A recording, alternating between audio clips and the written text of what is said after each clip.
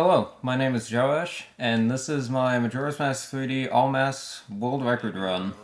This is world record as of March 24th, 2021.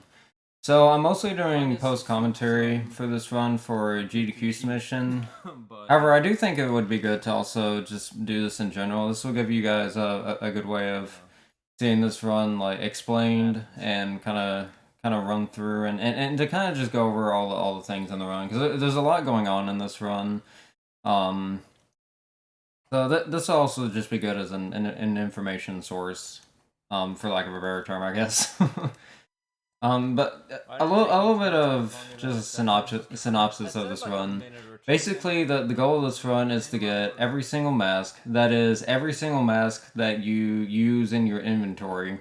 So the mask at the end of the dungeon don't count. Those are counted as like remains.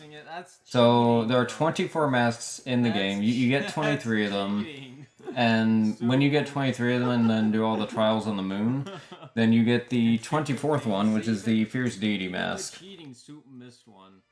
So this run, this speed run in general, is actually really cool and is definitely, like in my opinion, pretty underrated. Usually the big opinion about the 3D remake, and I usually agree with this for the most part, is that the 3D remake is not nearly as good as the original casually, because they made a lot of changes to the game that some people weren't like as big on. However, I think this game is definitely like from a speedrunning perspective, this game is really cool.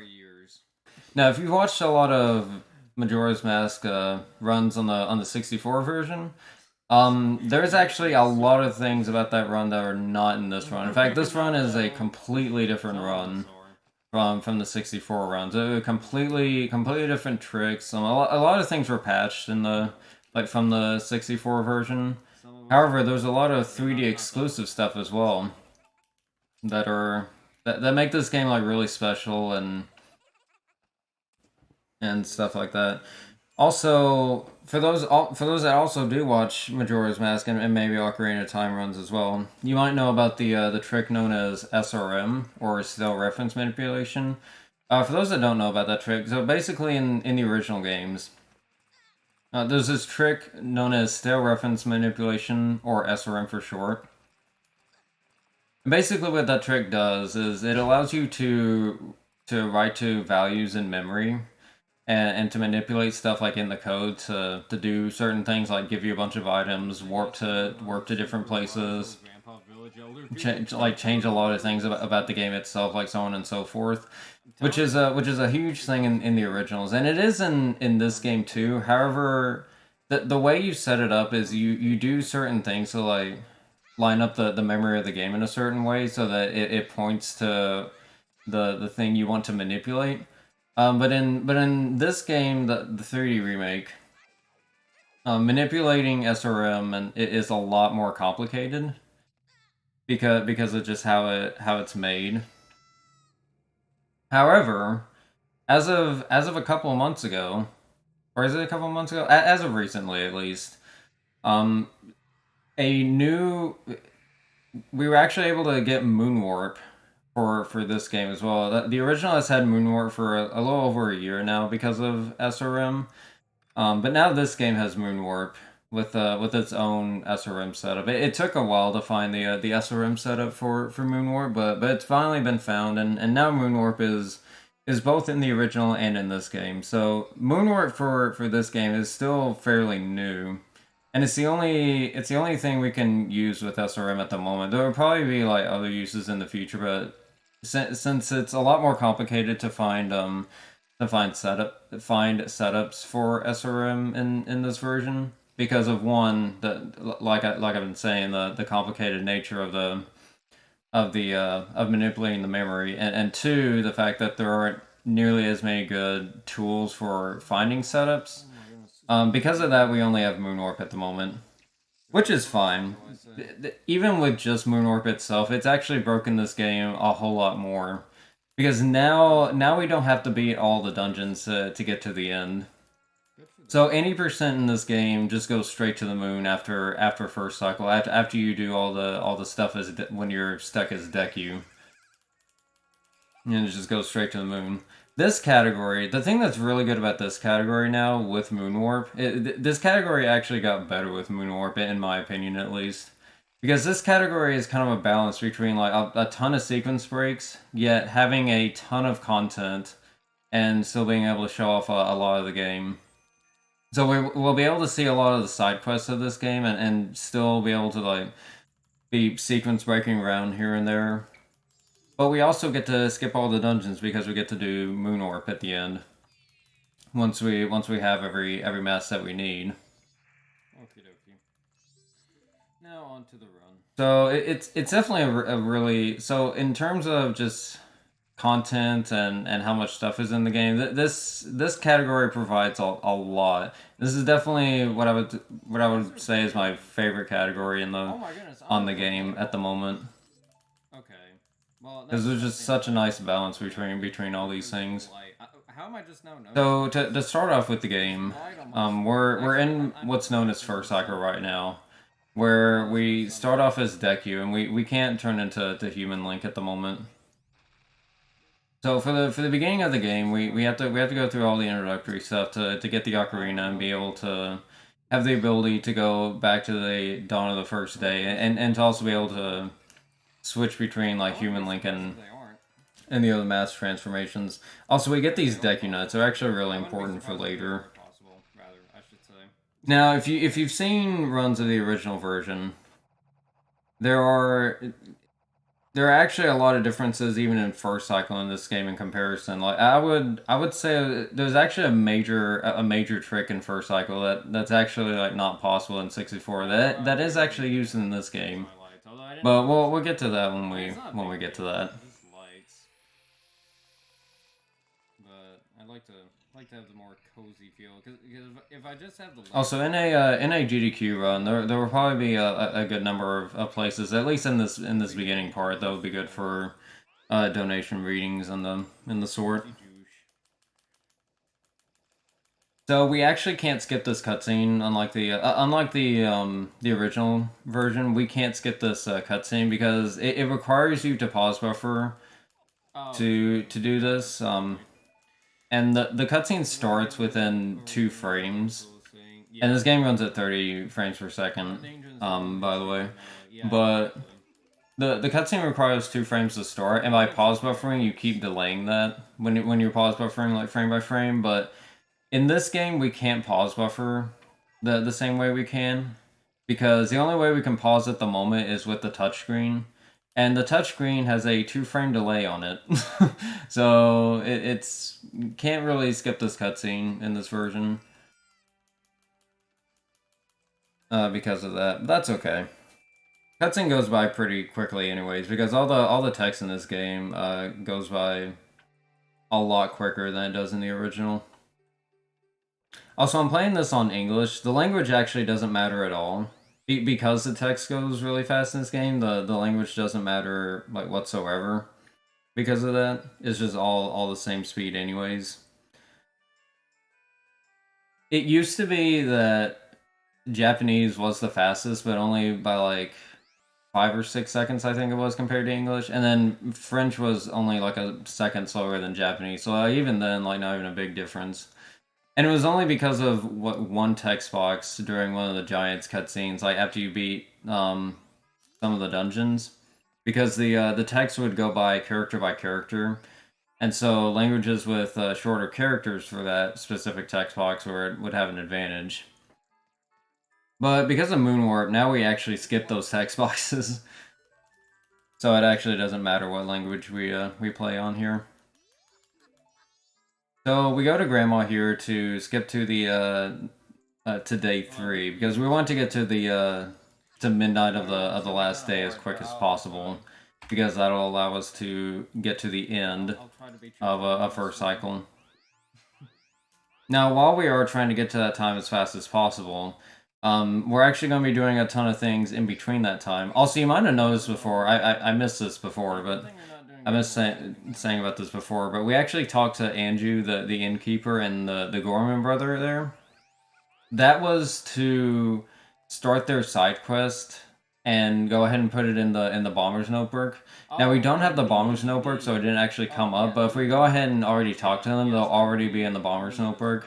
So when we go and talk to them again to do their quests, it won't bring up a menu being like you've started this quest essentially. So it's a small time save to just get their quest started while we don't have the bomber's notebook and just get it out of the way. I don't know. So now we'll go to the scarecrow to do the last time transition to go to night 3. Right one. Just gotta turn off the other one now.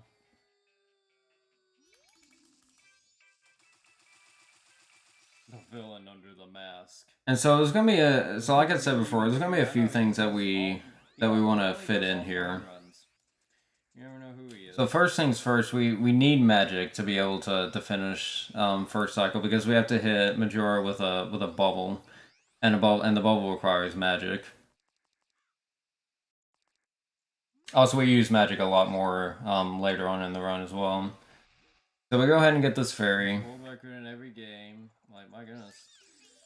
Which will allow us to get magic from the fairy fountain.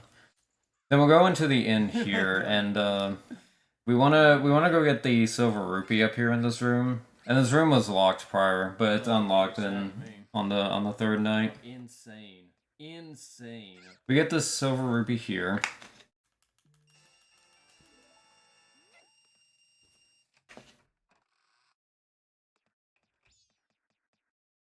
Now we'll leave.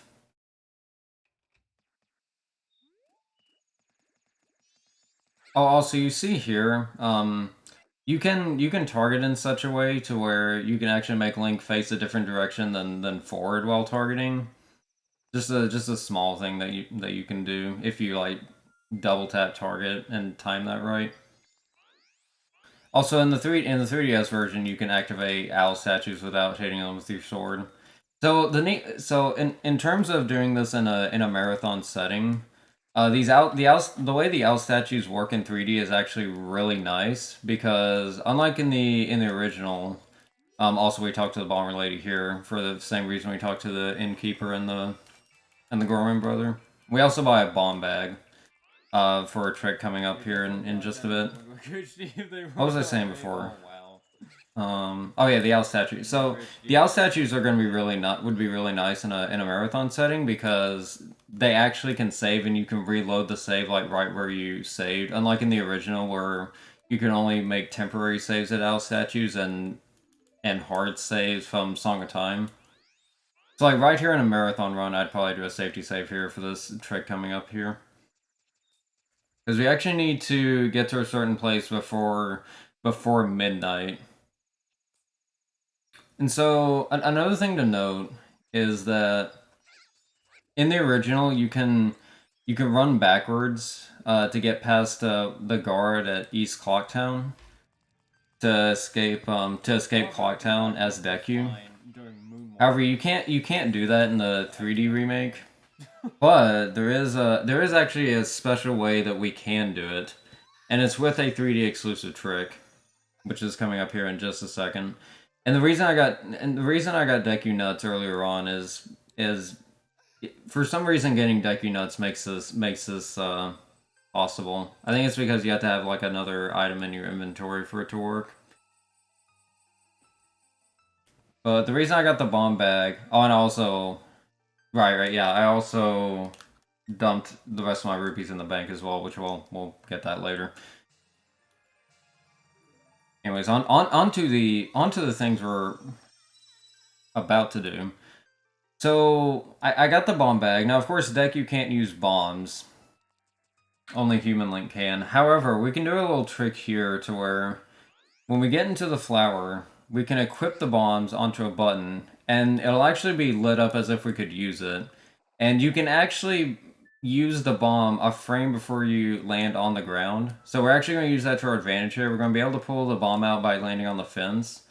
And we're going to use the bomb to recoil as we burrow into the flower, and that will allow us to keep our momentum from getting hit by the bomb when we burrow in the flower, and we'll actually be traveling under the ground so we can get past the guard by just going under him.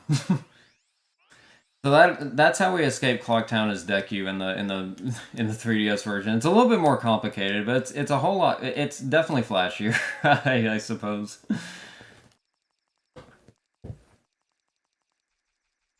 So, yeah. And fun fact, like I said, that is 3D exclusive because you can't burrow into a flower while shielding in the original, but you can in this version. And because we can do that, we can maintain that tiny little bit of recoil we get from getting hit by a bomb in our shield when we burrow into the flower. And so we want to get to Southern Swamp here by midnight because when we actually die in Southern Swamp after the clock tower opening cutscene plays, it'll actually spawn us back at Clocktown.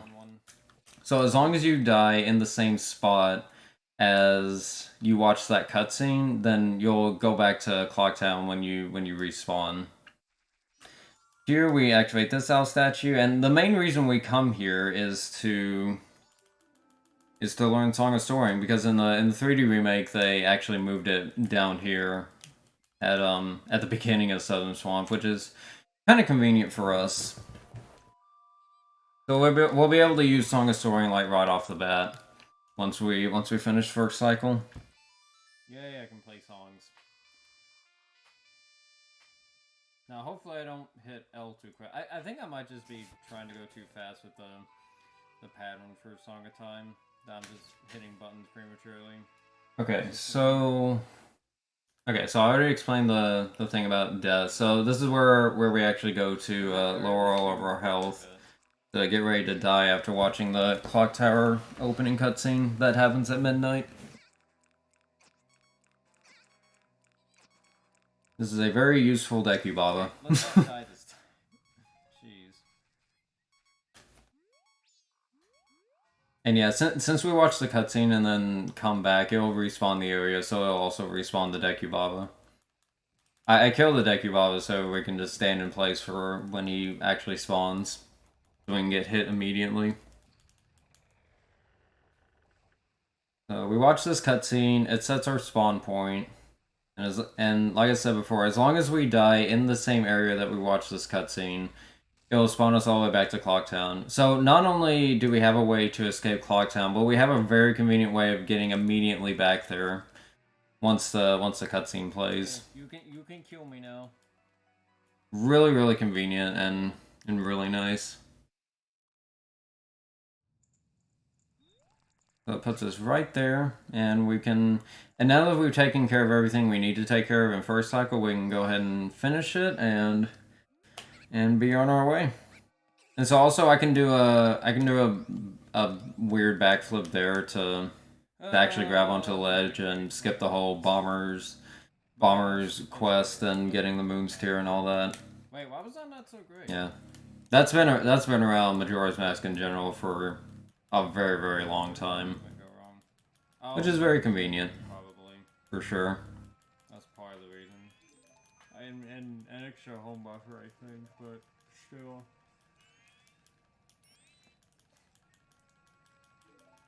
No, probably just bad menuing.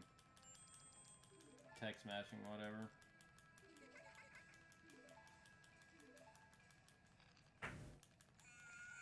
Also, this entire section here will probably end up being a good spot for donations as well, in a GDQ / marathon setting. Let me see. Can I think of anything else that would be pertinent information at the moment? Yeah, because I think I've covered a decent amount of stuff so far. Thank you, Fado. Yeah, so we do have our Ocarina back now. We'll learn Song of Time and be able to become human and go back to the dawn of the first day. Italy splits. Let's go. This will also give us Song of Double Time and Song of Inverted Time, which respectively lets us skip time and also slow down time. Same. Which will both be very useful for this run. So in this run, the big thing about this run is since we're doing a bunch of the side quests, the majority of the side quests are based on being at certain places at certain times. So we will actually use that to our advantage, and we use pretty clever routing to be at certain places efficiently and get as much done as possible within certain time frames. So there'll be a lot of really interesting uses of that. Just fitting in a whole bunch of stuff in at once.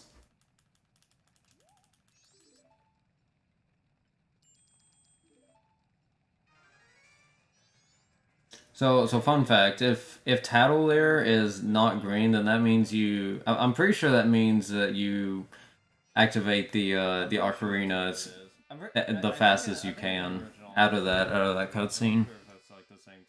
Yeah, replay Song of Time here. In the remake, Song of Time actually does not save your game, so you can't reset the game after you play Song of Time. So we actually do have to watch this cutscene, unlike in the original. Yeah, so you can already see just from first cycle itself that this game is almost completely different from the original, and that will be even more the case like the further down we get to this. Like once we get out of the first cycle, you'll definitely see a huge change from the original and the remake if you've watched the original before. Hope you're doing good. So yeah, that's the thing about this game though, is that the beginning is pretty casual for the most part, except for like the flower slide out of Clocktown and like maybe a couple small things here and there. But then once we get out of first cycle, it's pretty fast paced and just keeps on going from then on out. Almost getting to a point where we really don't stop that much. Except for maybe in a few places here and there. Definitely not close to finishing at any rate. Okay, so one last little gauntlet of cutscenes. And then we'll be on our way. We learned Song of Soaring here. So we can go get the other transformation masks, the Goron and the Zora mask.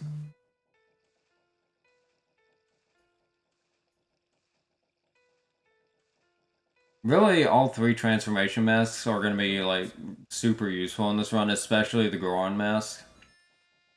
In the remake, they actually nerfed the Deku and Zora masks, but the Goron on the other hand actually got the buff. Sounds good, James. Yeah, you can definitely. And not only did the Goron get kind of a buff, like some of his attacks come out faster. Essentially, he just has he just feels a lot more powerful too, just in general. But not only that, he has probably the most game-breaking glitch in this game, or one of the most, I should say. But we'll get to that one when we get to that.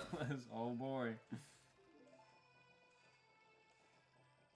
Bet twice on me and it backfired spectacularly. This is mask number one.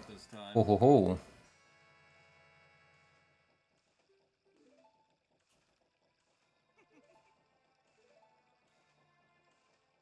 You won by saying no last time. This is true. This is true. And now he's wanting Majora's mask, but we don't have it. Not again. Not yet, at least. Oh man. But we will. So last time you bet on me? Oh no, I'm sorry. It's not me though.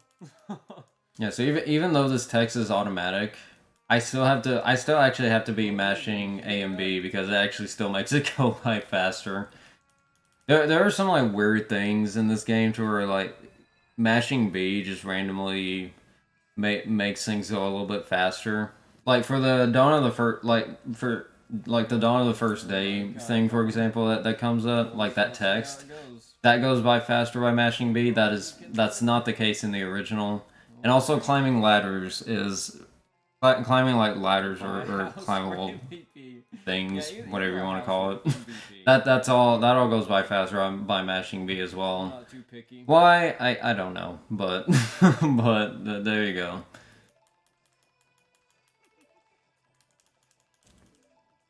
Weird, quirky things about the remake.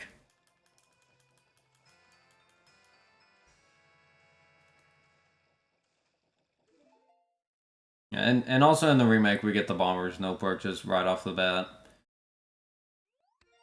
Which, the Bomber's Notebook is pretty cool in this game, but it does have that menu that comes up every time you do something. Which I wish it wasn't as slow, but I mean, it is what it is. It's not even that slow. Just in comparison to the original, that menu is a little bit slower because there's like more to it. But overall, the Bomber's Notebook is neat. But anyways, I digress. So we start off in second cycle by leaving Terminal Field. So we already have the bomb bag from first cycle, but we don't have any bombs now. So the first thing we do is we actually want to get a bomb drop from the grass, which is RNG. There is a pretty high likelihood that we get it. If we don't end up getting it, I do have backups for getting it, but like I've never had a situation where it'd be like so bad that I lose like minutes upon minutes. Like here, I didn't get it in the first batch of grass, so then I go to the next set of bushes. Which I think in this run I get it. Yeah, okay. Yeah, but that's all I need. I need just the one. And then I'm going to do a special trick here. So I'm going to get into this Gossip Stone. And I'm going to play Ocarina here on the edge. And that's going to allow me to fall as I pull out the Ocarina. And I'm able to move around while having the Ocarina open. And here I'm doing a Fess or forward extended Super Slide. If you know about stuff in the original, Hessing is not in this game. But we can do it going forwards, and it's still pretty fast. This is the only Fess we do in the game. Also, we can do a pretty precise side hop here to just get around the ice. And I'm going to play Song of Inverted Time while we have the Ocarina menu up, and I'm going to store it as we enter this loading zone. Now, doing that allows me to have time frozen and have that text... have that text box of Song of Inverted Time, like, do you want to slow down time? That text box is stored, and I can bring up that text box whenever I read any other kind of text box. Okay, whatever. So while that's stored, time is actually frozen, which is good because I need to be at a certain place at a certain time, and this actually helps me to make it like a whole lot easier. Just slowly winning back those points. Going homeless, anyone would have you. Yeah, so right now we're in Mountain Village, which normally in casual play is the second place you visit. Points for the poor. But we're actually only here to get a few things. Not a good angle. We'll activate this owl statue for later. And you saw that the owl text came up, so that brought up the inverted Song of Time text, and I went ahead and just hit yes to resume time, and it also slowed down time for me as well. So that's a tricky little way of playing a song while also like not really stopping to having to play the ocarina. So I was able to freeze time and slow down time without really losing too much on just general movement. So in the event of like getting bad bomb drops, I would normally just do that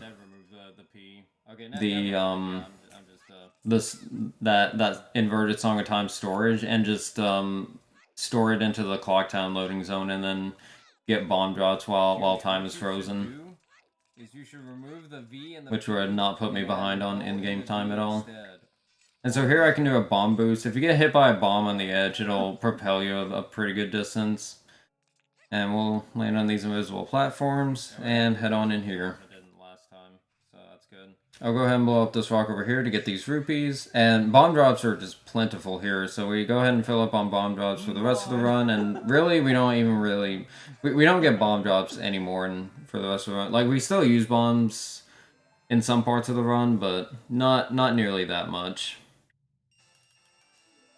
And we'll have Lens of Truth. Lens of Truth, we actually use Lens of Truth a few times in this run, actually. Like, normally in speedruns, like an Ocarina of Time or Majora's Mask speedruns, like, Lens of Truth is really not used hardly that much. However, we actually have to use it here in a couple of places. So, first things first, we use it here, I use it here to look at the ladder here to see where I'm going. Although apparently I activated it really late, but anyways, we use it to see it here. I mean, technically you can do this without Lens of Truth, of course, but this makes it a whole lot easier. But we don't just use it for this. If it were just for this, we probably would just memorize the path and just go with it. But what we really need Lens of Truth for is to get Goron Mask, because we actually can't play Song of Healing to get Goron Mask unless we're using the Lens of Truth. So we're gonna bring Lens of Truth so that we can learn the Goron's Mask. Or learn to get the Goron's Mask rather, not learn it. Maybe. Words. Do I think I could do it blind? I don't know. Maybe I might try it at some point. Not during a run, obviously, but maybe just for fun if I remember to do it. World record pace. Guys, pace pals. So we get these sad little cutscenes. I think we're still ahead in this split too. Kind of showing the pace pals. Where are you at? Showing the feel of Majora's Mask. Good stuff. Would it save me an equip if I did blind? No, because I actually have to use the Lens of Truth for the Goron. So even if I could get through the ladders without lens, which I mean obviously it is possible. Just so yeah, now we have Goron Mask, and like I said before, Goron Mask is actually really good for this game. Otherwise, it the Goron Mask is way more useful in 3D than it is on 64. Swag strats, exactly. And it'll be pretty clear as to why later on in the run. Jay West, what's up? But for some of the more basic stuff, like basic movement, but basic movement is sped up a whole lot more with Goron Mask, because Goron rolling is just really speedy. Just for a generalized movement here. Okay, so now we warp to Southern Swamp. And I'm going to go get that fairy there to be at full health for stuff later. And also get that Deku stick for a couple. We use the Deku stick for a couple of things, but it's for stuff way later in the run. So we'll worry about that when we get to that. One more time in this run for the guard for the stone mask. So we'll go over here and we're going to do the Woods of Mystery over here, and the main reason we do all this is for two reasons. One, to get a bottle from the witches here, and two, we actually get the Picto Box in this run for something. The 2 times that we use it, and it's actually not just to take pictures with. In fact, that's not even the main reason why we get it.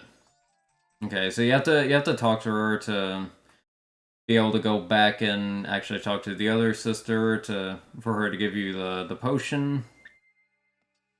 And then we're actually going to go back into the Woods of Mystery and give the potion to that other sister that's wounded in the forest. Because that will allow us to go and get the Picto Box later.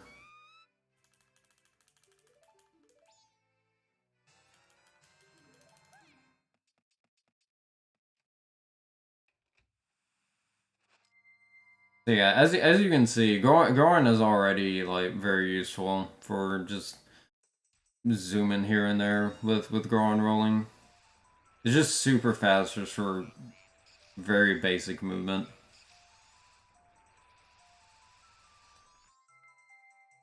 Yeah, come back here, get the red potion. I thought the text box was going to be there. I forgot I'd already been here.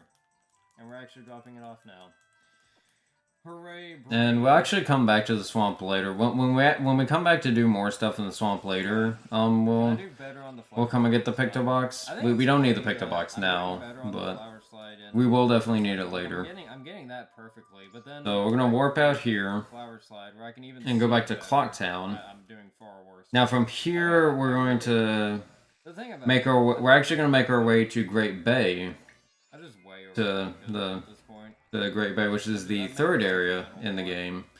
Before we do that, though, I'm actually gonna go shopping for a moment here.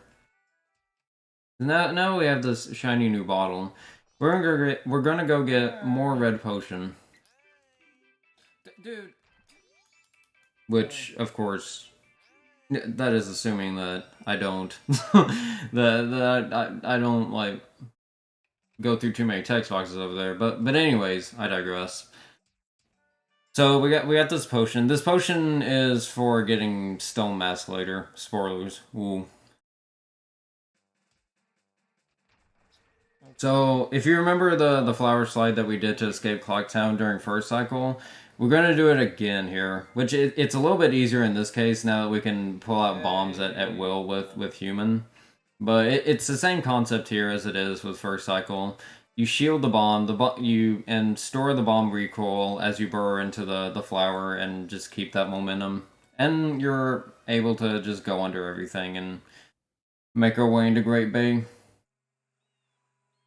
Yay. Okay, not bad. Not bad at all, really. Now here in Great Bay, we wanna actually. There's a couple of things we do here in Great Bay. First things first, though, we just go ahead and get the Zora mask. No, okay, whatever. That's fine. By rescuing Macau and playing a song of healing. Or not really rescuing, but at least bringing them to shore. Phil ends up passing away, but anyways. With this, we will have all three of the transformation masks. I mean, not counting Fierce Deity, but like still the three main ones.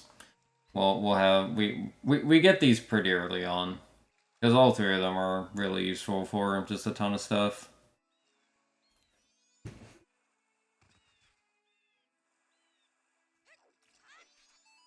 Yeah, play Song of Healing. We got another sad cutscene. This would also be good for like donations in a marathon setting.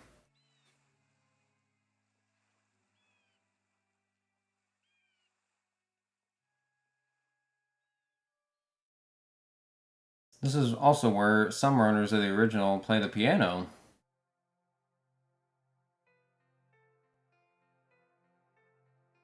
Fun fact. Sad story. But yeah, Zora Mask. I mean, Zora Mask is not like as useful as Goron, but it definitely has its places. Other than just swimming, even. Like Zora has a few like just special things about him that help us out in certain specific situations, which once again we'll get to as we get to it. There's definitely a lot of there's a lot of setup as we go along here, for the most part. But then it all just comes together like here pretty soon. I want to be.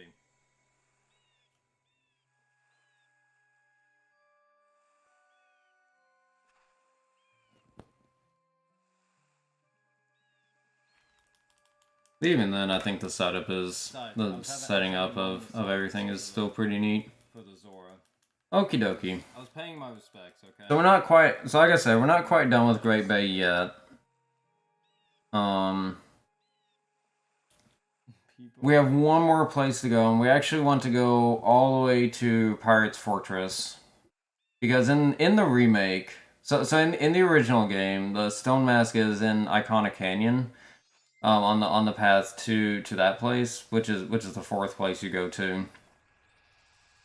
But in this game, they actually moved it to Pirate's Fortress, and it requires you to use Lens of Truth to see an invisible guard that's holding the stone mask. But he's also injured, and you have to give him red potion, which is why we bought the red potion from earlier. And the reason here why I'm not doing this throughout the entire swim is because this uses magic, and I want to conserve at least a little bit of magic so I can still use Lens of Truth. And unfortunately, in the 3D remake, they changed the way the Zora swimming works to where you can only zoom by doing the electric attack and using magic, which definitely not as good. Definitely not as good Zora swimming as the original, but it does lead us to doing some interesting magic manipulation here. It's another thing that drastically sets this game apart from the original. Alright, so here we're gonna do a pretty special jump here. So I'm going to do another long jump with a bomb. I'm going to use Zora here, and I'm going to do a jump attack. Or I'm going to buffer in a jump attack here.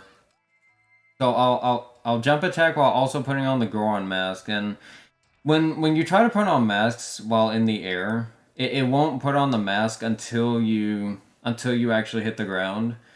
And there, Zora tried to do a jump attack, but it also had the mask ready to be used. So instead of doing a jump attack, it brought me up as if I was doing a jump attack. So I gained a little bit of height to be able to grab the ledge and then put on the mask. And if you grab a ledge as you're about to put on a mask, you instantly climb up it. So here's the guard that gives you stone mask. Which we will actually... There is one thing about Stone Mask that we will use... actually, two things later on that we'll use Stone Mask for. And it's very, very, very nice. So, stay tuned. I waited like just a second though, because I felt like I might have gone a little bit... Okay, so now last thing we want here is the hook shot. Faster for the guard to catch you as soon as the text box is over. So we're gonna sneak our way through these guards, which are... very blind, by the way. Okay, so I'm gonna do a special thing here called time stop. So I'm gonna pull out my ocarina on a certain frame of getting hit by the bomb here, and this will allow me to not quite pull out the ocarina, but put me in a state where it thinks I'm in the ocarina state, but I'm still able to move around, and that will actually allow me to skip this cutscene that's in this hallway. By just running right through it. Oh, really? It seems I fail it a couple of times here. Yeah, it's pretty tricky, and the frame is kind of hard to see sometimes. But it's either that or you watch the cutscene. So okay, so you get past that cutscene. Also, that little hole there, they added that in 3D. I can't remember if that's in like an old Japanese version of MM as well, but I'm pretty sure that that hole is 3D exclusive. Yay, bad. Sorry, pace pals. So now we have the hook shot. Hook shot is going to be used, one for its intended use, and the other for the really broken trick that I've teased a couple of times that involves the Goron mask.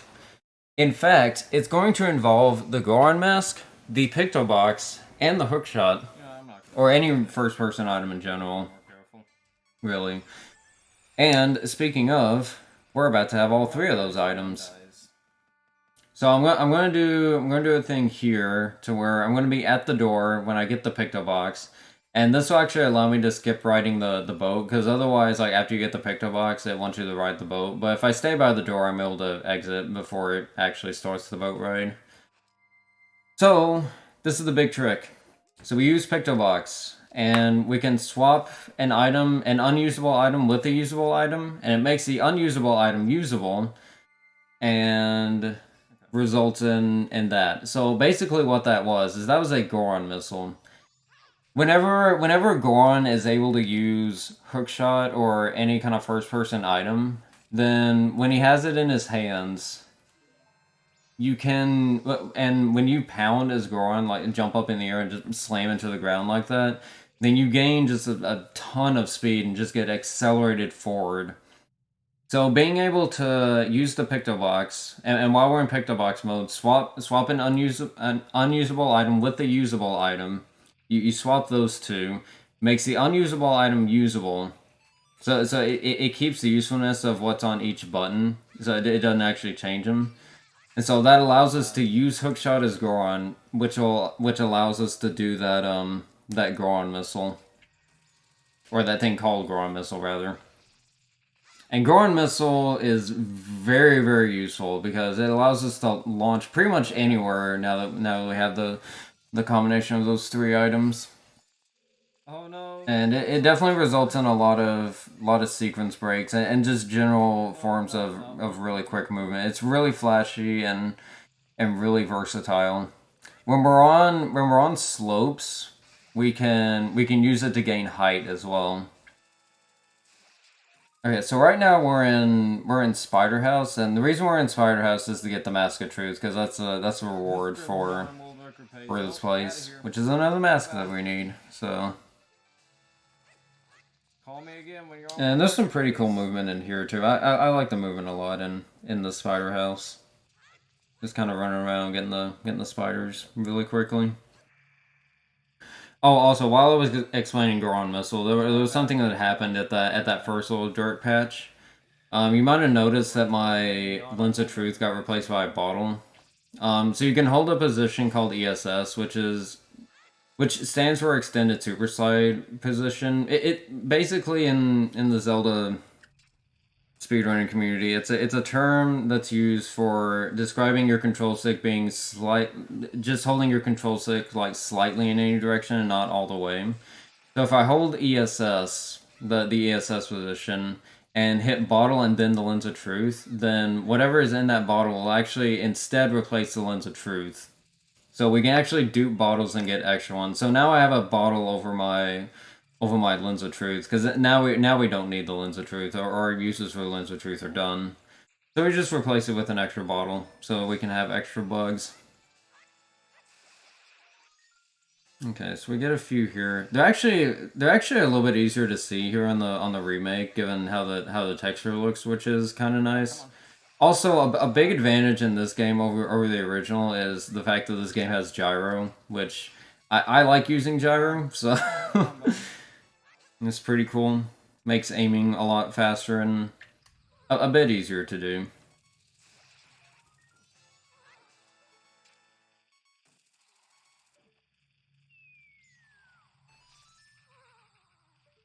Yeah, so we're getting the last few of these.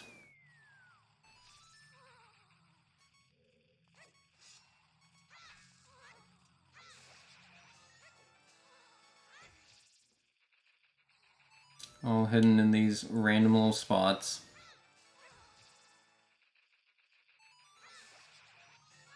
I missed that one. Okay. Sometimes I'm like close to dying here, and but fortunately there's hearts right there for safety. And even if I did die, I'd just spawn at the beginning. This game looks worse. Which in PB attempts is not really ideal, but like this, definitely better. Definitely could be worse, I guess. Kind of gave off the. Anyways, using the last little bit of our bugs here. But at the same time, I do kind of like this art style personally, though. And so when I kill this last Skulltula, I'm going to also scoop up water. Now, while this is just merely simple water, it'll actually be very useful for later. So once again, setting up something for later. I mean, I can definitely see how it could be. So now we finish the Spider House, we'll get the Mask of Truth, and then we're going to make our way into Deku Palace. A little bit better.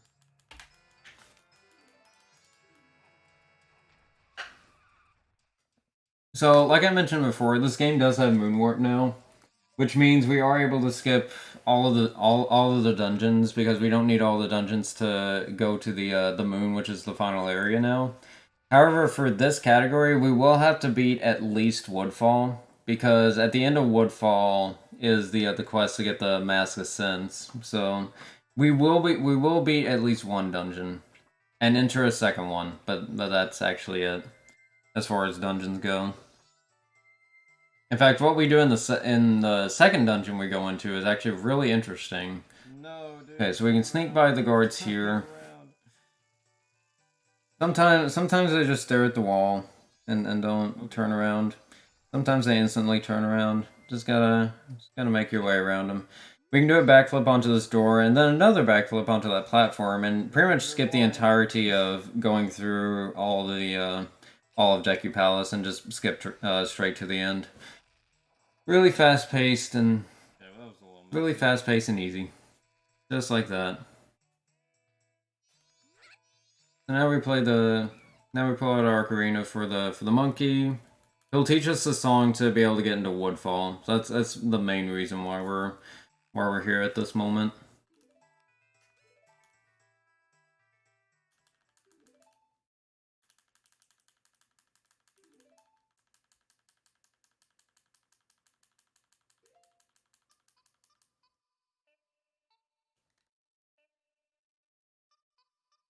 And don't worry, We will save this monkey. We will. Fear not. Speedy.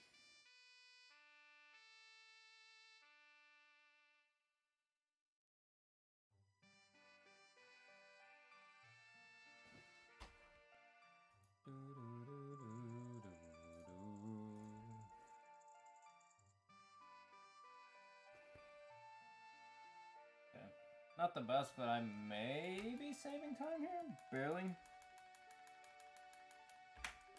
Okie dokie. No, just barely not. That's okay So though. we got that now. This one is Now we can get into really Woodfall. better than the last one.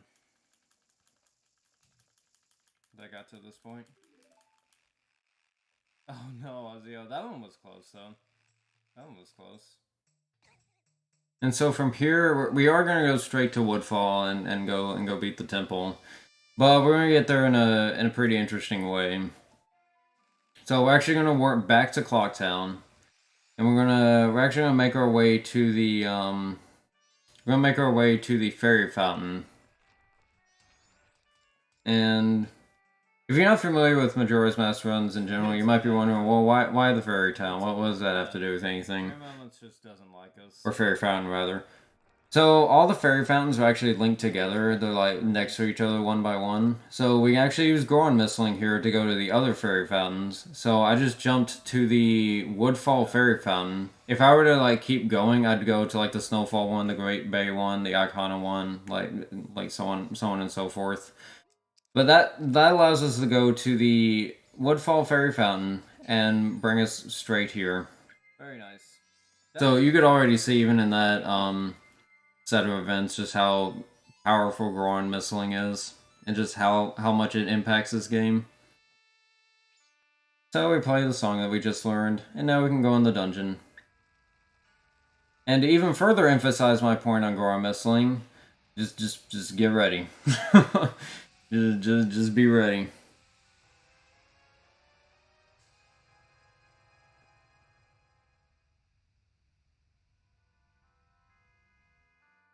Alright.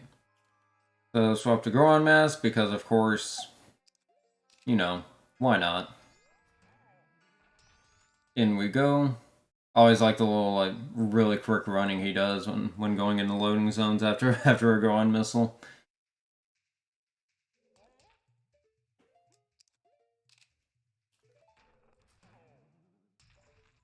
Come on, open the door.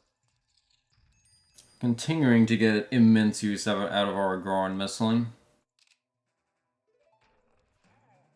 So yeah, it definitely trivializes a good number of areas, but it's just it looks so cool in my opinion. I don't even know what knocked me back. It was weird. Just it's a really neat way to travel.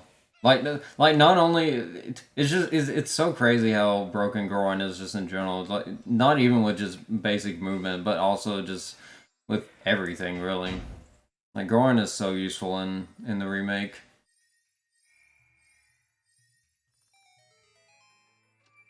Well, definitely saving a lot of time. Which is kind of funny because like for the longest time in 80% in the original they like never got Goron Mask, but in 3D Goron Mask has almost always been useful in some form or another. That's nice.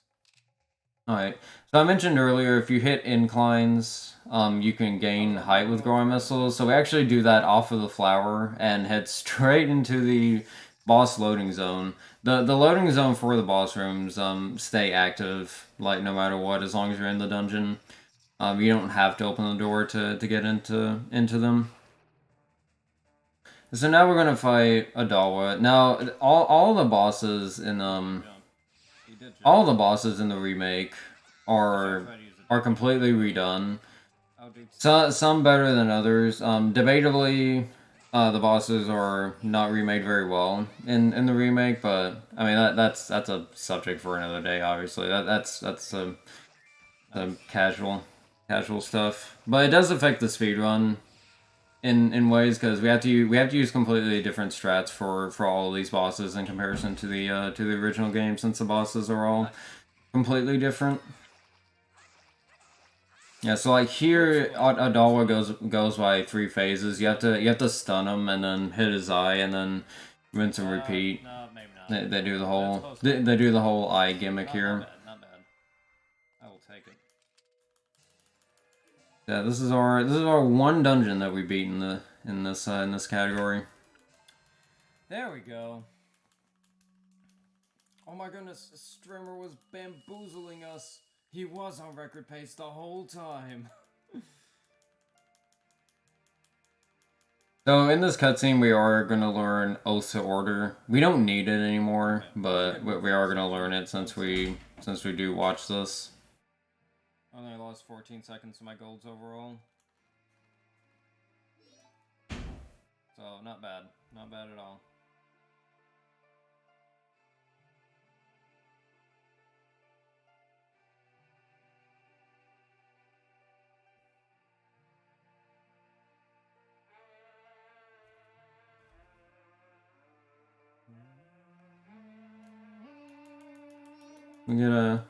We at least get a nice little song here. I do like this song a lot. And once again, this would also be a good like donation reading section as well in a marathon setting.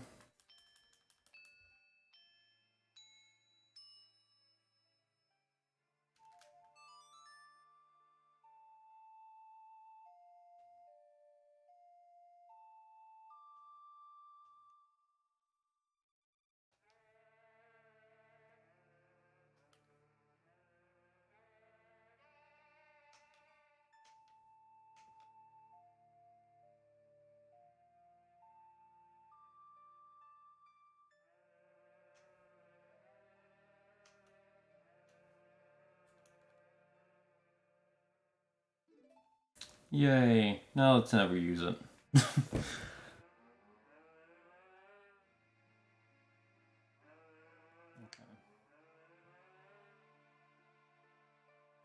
Alright, so my goal is just gonna be to try to maintain this time save.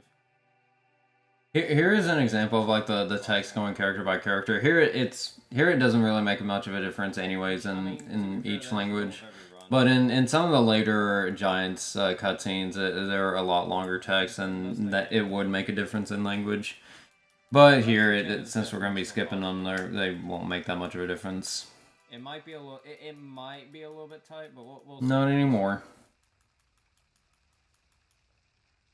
Okay, so this is the real reason why we actually beat this dungeon. Is to gain access to this room, which lets us see the Deku Princess. And this is where we catch the Deku Princess in a bottle, then bring her back to Deku Palace, and then you know everything's restored, and then we do the race with the butler to get the Mask of Sense. Yeah, literally all this is just for Mask of Sense. But it is a mask, and we need it, so. Okie dokie. So even though I can slash that vine and just go straight in there, I'm actually going to use the Goron missile to enter, because if you slash the vines, it actually starts the cutscene. But Goron missiling into there does not start the cutscene, so definitely prefer Goron missiling over watching a cutscene. Also, you might notice sometimes that I actually do a Goron missile backwards. There actually is a reason for that. The reason I would do that every now and then for certain Goron missiles is because when going backwards actually allows you to go in a straight line, because the way this game works is that if you hold down, there's like several more directions you can go to hold straight down. I guess to help with running backwards in this game. But because of that, we can actually use it to our advantage to get precise angles for Goron missiles. So if I ever need to like, so again, if it's like a really hard Goron missile that needs a specific direction, then I can do that with going backwards. For ones that don't require specific directions, like going forward is definitely always better, because you can, it doesn't matter at that point.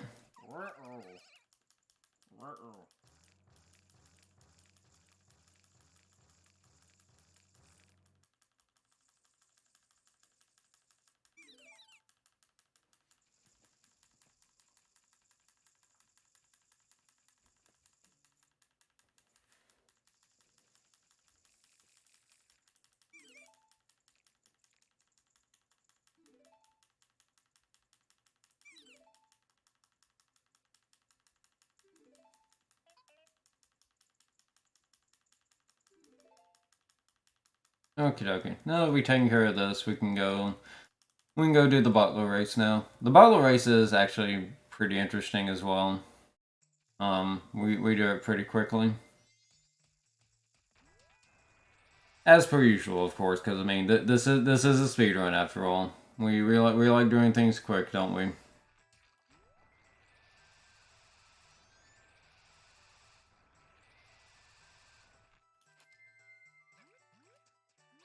Also, one small thing here, you might notice that I did this earlier in the run as well, in a couple of spots, but you can use that. You can actually equip a transformation mask if you're entering a loading zone while in the air. You can equip the mask as you enter the loading zone, so you put on the mask as it's like fading out, which is a small time save really. That's pretty neat. You actually you can't do that in the original either. Just so many like small differences like that between the original and the remake. Like really, as far as I know, it's like more than any other like remake versus original. I did not. Like Majora's Mask 3D changes so much from its counterpart. It pretty much is like a completely different game in a way. Yeah, even in this race, we use Goron Missling here and there.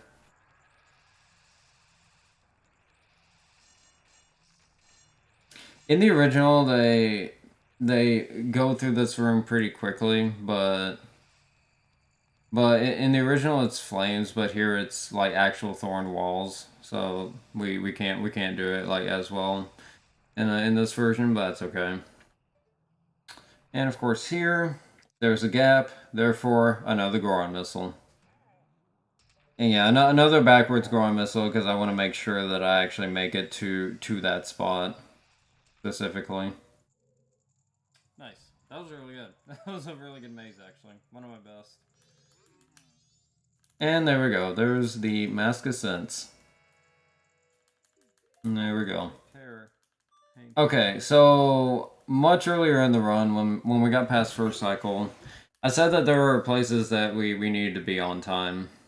And so we did all this stuff while kind of waiting for time to pass by a little bit. So now we can take care of some stuff in Clock Town. Now we're gonna get to setting up some of the side quests. First things first, we're gonna go to the mayor's office to get the cafe mask.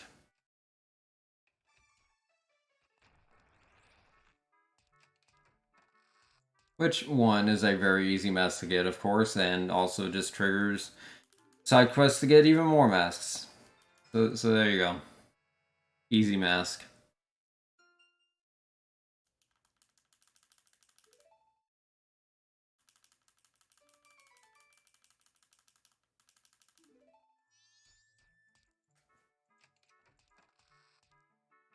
Okay, and then out we go here. Go on. Open the door. Leave the mayor's house. Yeah, so most of the stuff you have to wait like a couple of in-game hours before like one, the mayor's office is open, and two, you have to wait like in the afternoon to give Anju, well, not give Anju anything, but to talk to her with the cafe mask on, because otherwise she won't actually continue the quest until after like a certain time. So we did all that, like being the dungeon, getting like Goron mask and Zora mask and all that. We did all that just to one, take care of stuff, of course, and two, that also just in the process killed some in-game time so that we can get to that stuff when we needed to get to it. Just efficient use of time management, really. Okay, I need to stop hitting A. Now, one of the bigger things is that we need to get to the ranch here before 6, so that we can start the alien side quest. And there's a big boulder guarding the entrance, but again, you can't. If you have an obstacle in front of you, just try Goron Missling. It may work, it may not, but you know what? If it does work, it works.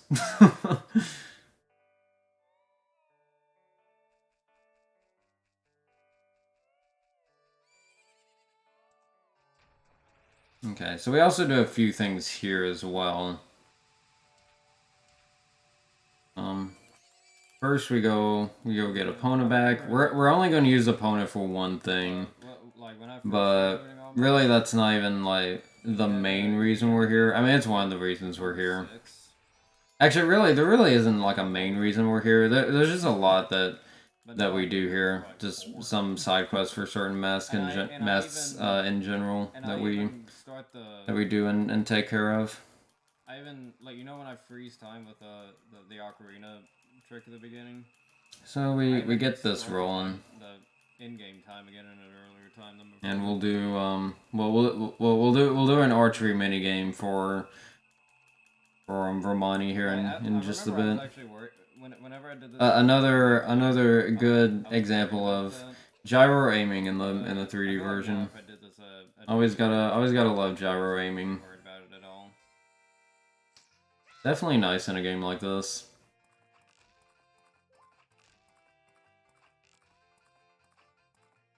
Come on. Although sometimes even still these are hard to hit.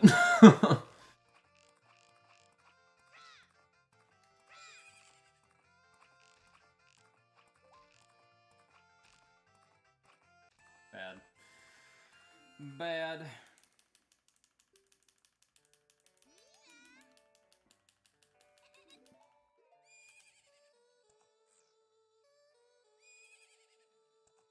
Alright, so we'll learn Epona Song. We actually will use Epona Song once. Actually, no, we use it twice. The second time we actually use it for a more unique, we have a little bit more of a unique usage for it way later down the road.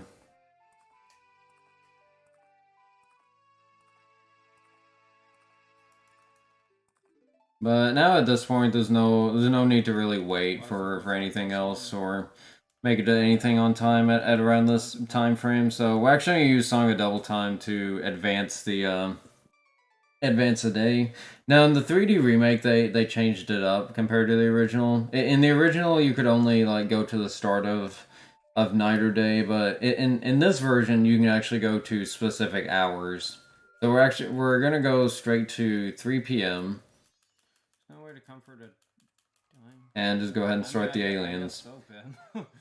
The interesting thing about this fight, well, not really fight, but like sequence, is once we take out all the aliens, then oh nice, he dodged, jump on the fence.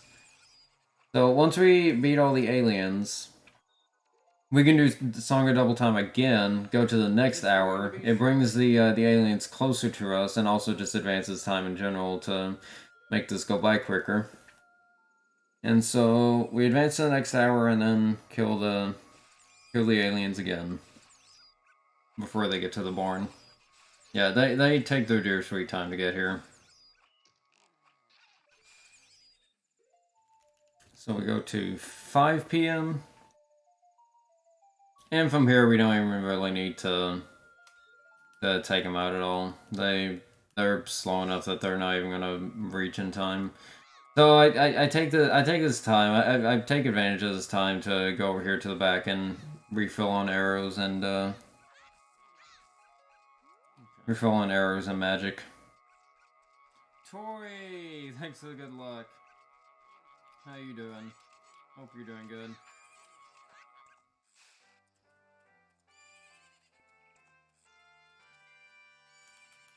Ooh, this is good. If my aliens were actually better. Okay, and this gives us another bottle as well. We don't even really need this bottle, but we have it. This milk is useful for a couple of things later, like while we still have it for a health refill if we really get low on health at later points of the run. Yeah, that would have actually golded. That's about all this bottle is really good for, though. But this is also set off certain parts of the This is also to set off the side quests that lead to the Romani's mask. I see something. So before it becomes daytime, we're gonna take care of a few things here. We set up the midnight meeting with Andrew earlier, but we're 5 hours late. But you know what? Andrew is patient. She'll be fine. We'll still hold the meeting as usual. World record pace, I see. Guys, let's go. Pace pals unite. Is this a 100% PB? This is a Meeting goes all by really masks quickly with the WR really fast PB. text. Yes, yes. Gather everyone.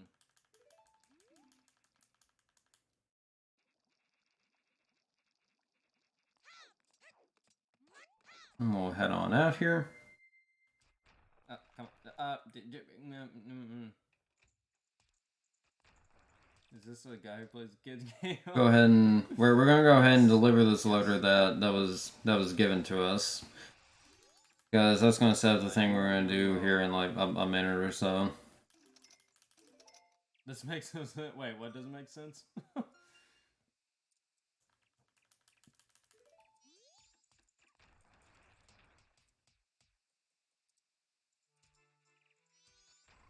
Also, we get a really easy mask here, the Bremen mask. All dungeons 100% run. We are actually going to use this mask once to get the bunny hood later. Welcome back, Leanne. And at least in my stream, it's actually a chat favorite moment for marching with the little chickens. Okay, so I'm going to use Song of Double Time again to go to a certain hour. I have to play it twice here because I can only go up to the next day and then play it again in that specific day.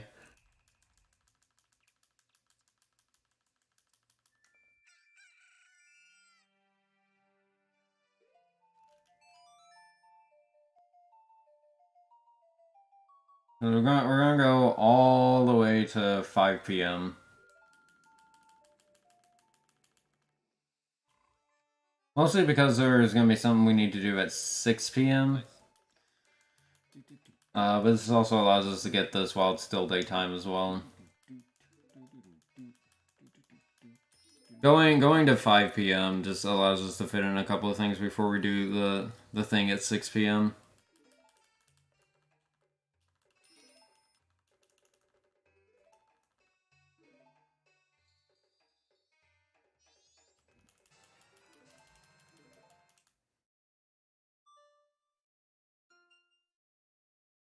Yes, yes, story. Let's go.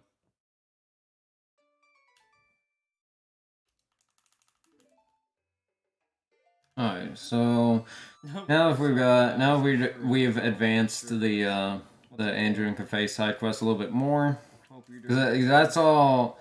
But for those that may not have seen the side quests, is all the sequence we're doing with Andrew and Cafe leads to another mask, the couple's mask.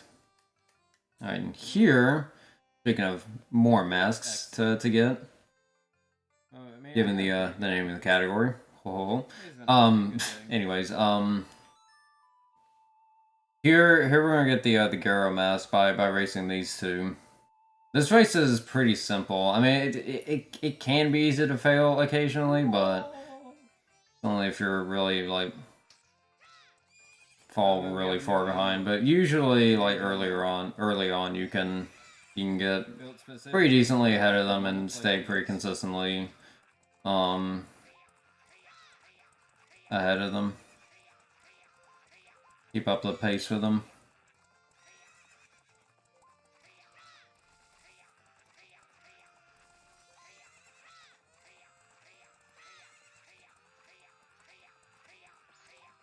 Jump these fences.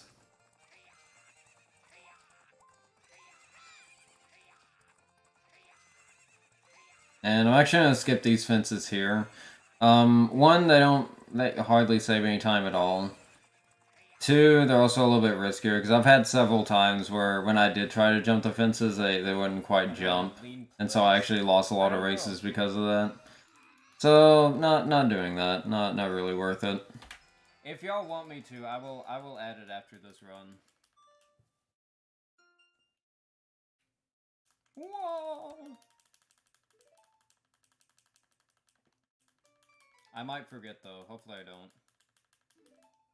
don't. Okay, so done with this. I think we're done with Epona too.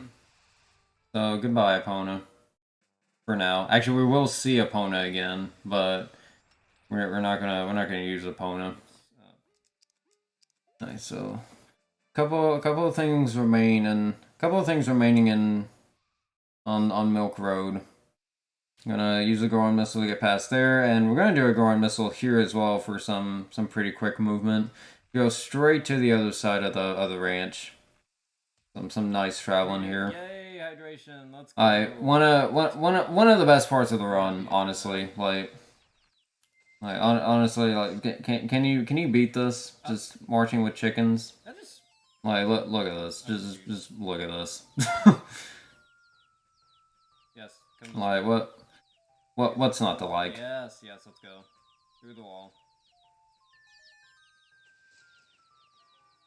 Okay, this is kind of an odd pattern. In the speedrun, as far as like saving time during this, sometimes you can lose a few seconds to like how they're spread out. That'd be quite So you want them to be like pretty close together, as to not lose as much time. So there is a little bit there's like a small little bit of RNG with them. Oh, you're hiding over here. But it's not too terribly big, really. I see you. Oh, excuse me. It's really rare for them to be like so spread out that it loses a lot of in-game time. But even with the worst RNG, you'll still be fine on time. Okay, I think these are the last two. Yeah, this is not the best. Not really in good time. Cute little lemons.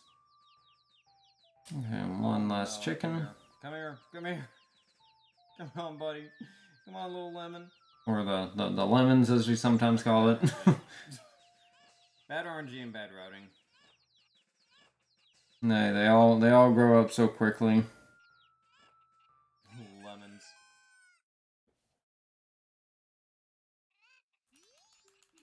Sorry. Wait, what are you sorry for? You're good. And now we have the bunny hood. This was my favorite. This was like my favorite mask as a kid when I played this game a long time ago. Really, it's still one of my favorite masks because you just get to run really fast. I mean, it's as simple as that. Really, it's just cool. So cool, in fact, that we actually do use bunny hood a couple of times in the speed run, which made me which does make me happy. Okay. But we get to my younger self would be happy. Bad orange. Alright, we got a nice little relaxing cutscene here too. I see. It's like I was saying earlier in the run too. Like this category really has everything. Like so far we've had like a lot of sequence breaks and a lot of cool stuff, but we also just get to see a lot of just what this game is really. I mean, it's just a lot of content, a lot of stuff. Like I love it because of that. It's definitely my favorite category for sure. Yeah, probably. Yeah, actually, yeah, I was. Yeah, big mistake. Joash Lemon win. Who knows? I have a lot of emote ideas, but not the slots for it.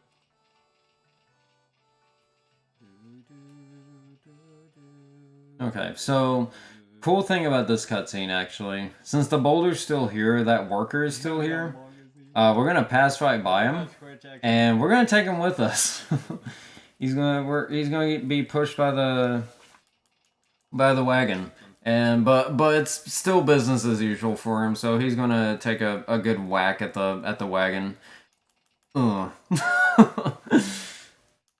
Great cutscene. Okay, so for here, this area is pretty simple too. You just shoot arrows at the like possessed Gorman brothers or whatever they are.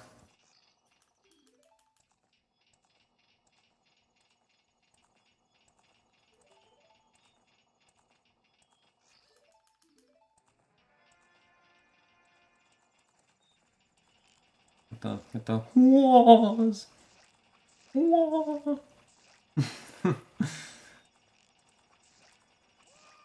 That was a fun little cutscene. We have a lot of little like fun moments in this like one section alone. Like I said, this is definitely like a fan favorite. Look at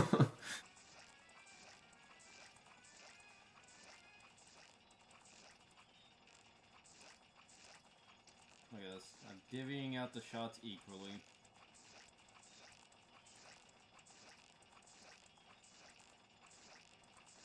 They're not one. Come on, do the wall. Whoa!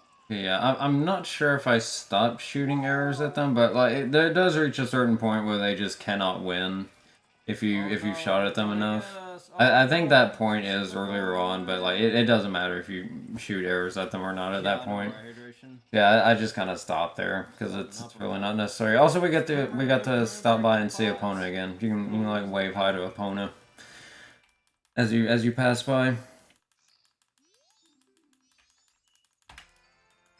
And there's the Romani's mask. So we're getting pretty close to having all the masks at this point. We have a pretty good number of masks even in this this first half of the run. Sing Among Us song. No. Okay. Well, once again, continuing the Andrew and Cafe side quest. We have the pendant from Cafe. We're gonna go ahead and give it to Andrew, who's conveniently right here waiting at the door for us. Sing it? No. You learned a new way to match. She's totally there because she knew we were coming. Which that's not true. She was actually going to close the inn, but I digress. So here's another little fun part. We get to enter the milk bar and play a nice little tune for them. There we go. As a sound test. I was gonna say for the people, but there's hardly anyone in here. Except for the Gorman brother. Which, granted, it is for him because he gives us a mask because of our harmonious tune. Yes, I did go to the wrong time on that run.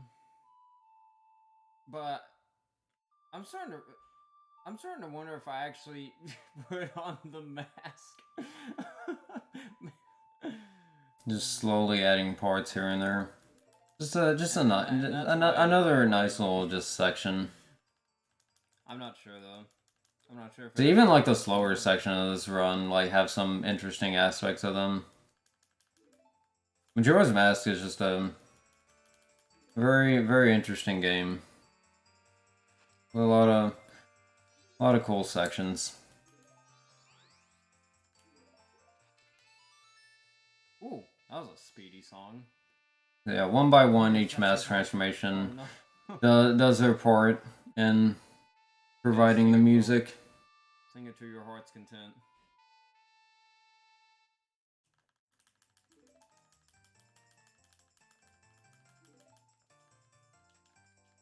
And of course the Goran brother over there starts to slowly like it more and more. I didn't realize you had to target him for that. So he'll give us the troop leader mask. We won't necessarily use that mask anywhere in the run. However, I will say that this is kind of off topic of this category in particular, but in 100% at least, and really in casual play as well. The mask actually has a special use in 3D, in the 3D version, where you can get a 7th bottle in a particular side quest using the troop leader mask by talking to like the different Gorman brothers and like delivering milk or whatnot. Which I actually didn't know existed until like a few months ago. Because 3D added that bottle in that entire side quest. Yeah. It is not in the original whatsoever. Have home buffering, so I mean, I guess except for glitchless, but still. Which is very interesting. Which, I mean, I don't know. I kind of like that because there really wasn't any use for the troop leader mask like at all in the original. It's like one of the only masks where you truly couldn't really do anything other than like one Easter egg with it. I think before Moon Warp, I probably thought no wrong warp. But anyways, I digress. The run continues after that amazing show. Bravo, well done. There's an Among Us musical. Why am I not surprised? I've not seen Alright. it, no. From here, we're gonna warp to Woodfall, and once again, we're gonna take advantage of the fairy fountains all being next to each other, and this is how we're gonna get to Icona early. I was like, wait, By using the fairy fountain system. I was gonna give it like a fancy name, but I couldn't come up with one. Okay. Oh yeah, remember that bottle of water that we that water that we scooped in a bottle, and that said would be really important for later. That's coming up here pretty soon. Okay, we're gonna do a pretty precise Goron missile here to hit the Icona loading zone way off in the distance, and end up right here.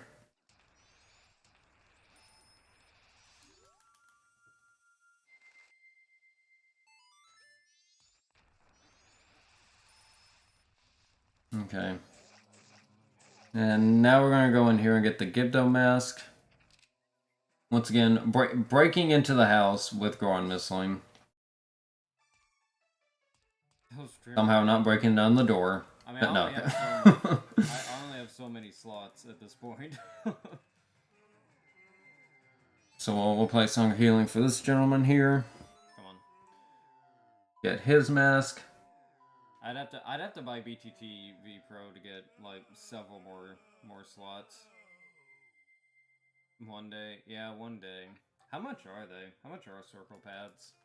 Like, It used to be so in the old routes before Moon Warp, we actually would use Gibdo mask in a really special way.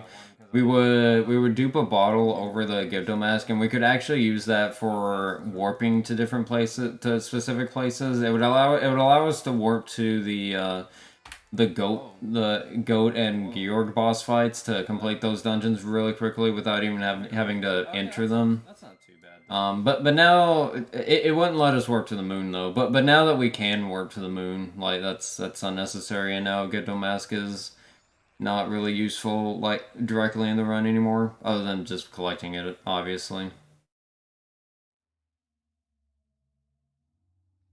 Cutting it to, oh, I see. Yeah, I can see that.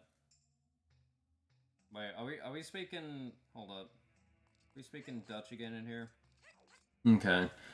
So once again, this is another case of Goron missiling trivializing long sections by merely just propelling upward and ending up at the entrance of the dungeon.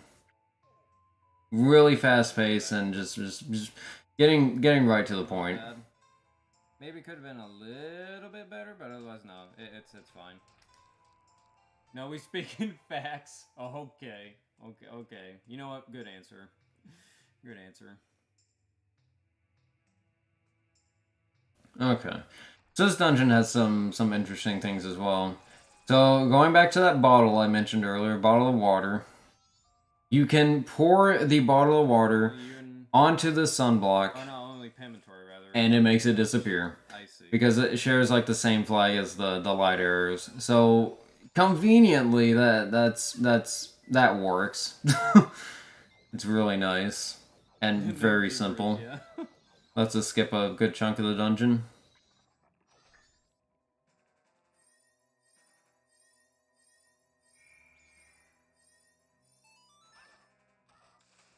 Question is it Go over and get this key. Now here I'm gonna backflip into the water. If I backflip into the water without moving, I can end up directly back at the last door that I spawned in, because I made the game think that I soft locked in the water. So it has a countermeasure for that. So if when that does happen, it brings you back to the beginning of the room. Okay, so here I'm actually going to use Stone Mask, and I'm going to do a special trick here. The Stone Mask is to prevent these things from attacking me. But I'm going to drop 2 bombs at around the same time, and they're going to recoil me back, and I'm going to pull Pictobox while getting hit by with my shield. And that will put me in a weird first-person state to where I can shoot the hook shot through walls, and I'm going to use that to hook shot the wooden box there, and go and skip that sunblock. I can't pour water on that sunblock just because of the positioning of it. It's only that one sunblock in the hallway, which really that's the only one that we really need to do, because we wouldn't be able to skip it otherwise. I mean, so very convenient in that regard. Nothing different.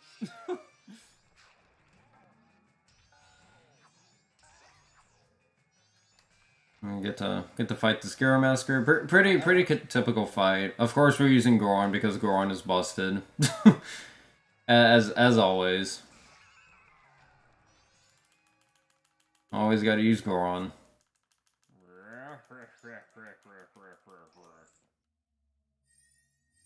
Yeah, I think I'm gonna have to wait for the clock too. What time is it? Oh, maybe not. Hold on. No, maybe I won't. Maybe I won't. I think I can make it. And this will get us the light arrows. So light arrows are pretty important in several parts.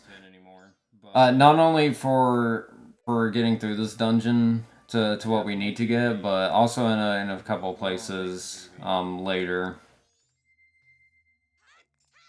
I guess one thing I've been neglecting to mention is why we're even here in the first place, because I've mentioned several times that we don't have to beat any of the dungeons, and so why are we going through this one? Well, one, because of the light arrows. But even then, like if we were coming here just for light arrows, it would actually be kind of slow because the things we use light arrows for later we have alternatives for that are like slightly slower but also faster than going to the temple. No, but there actually is a mask we need to get here. We still need to get the Giant's mask. It is in this dungeon. However, it's actually moved in the 3D remake. They moved it from like one of the hallways in the on this upside down section to the actual boss room itself. So either way, we actually still do most of this dungeon. Also here we're going to do a Goron missile to clip out of bounds and once again go straight to the loading zone of the dungeon or of the boss fight rather. Oh, holy cow! That was okay. Never mind. That was actually really Take it fast. straight to the boss room, and once again they changed the fight a lot in the remake.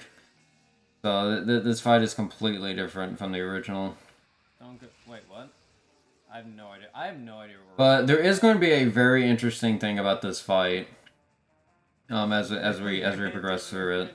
Like I said, we're here to get Giant's mask. So keep that thought in mind as we go through this fight. Okay. We're gonna go through this fight as normal. So far, no, shoot the eyes and then shoot the big eye. Avoid the red one as much as possible. He's over there just shooting away. There he is. Very cool.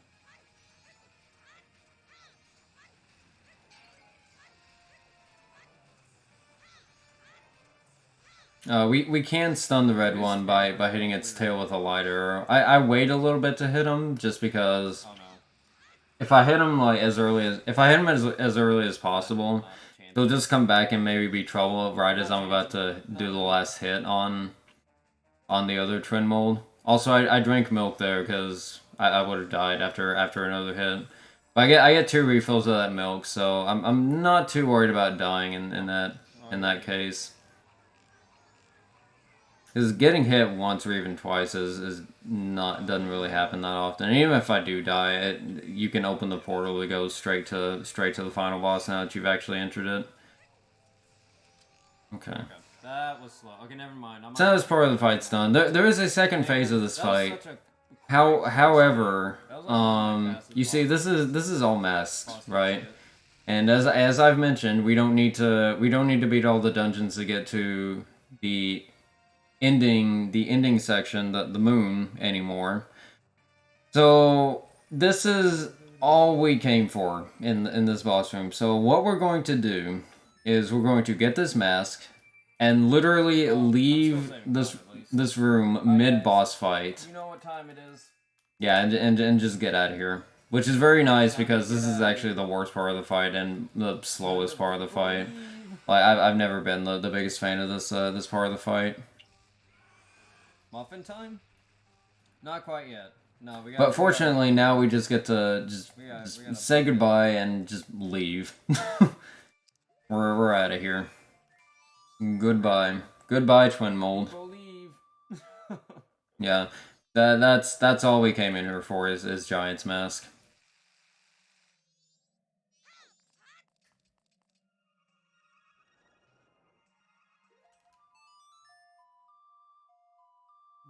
Wait, what? Okay, let's keep things in English, guys. There are way too many languages in this chat now. Okay. So now we've left Stone Tower. Now there's still a few loose ends we need to take care of. A few side quests are still going on in the background. So let's start making our way to we're gonna start making our way to finish the Andrew and Cafe side quest. So we're gonna go on missile into the loading zone of the hideout here. I love that setup. Which normally you're supposed to wait until nighttime of the third day, but getting into the loading zone at any point during the third day activates this as normal. MM3D Discord. So this is a quick little section where we play as both Link and Cafe and get them through a series of areas. We can't really do any like big sequence breaks here, but that's okay. It's still pretty quick overall. If I can't read, is what I don't even know what that is, Pim.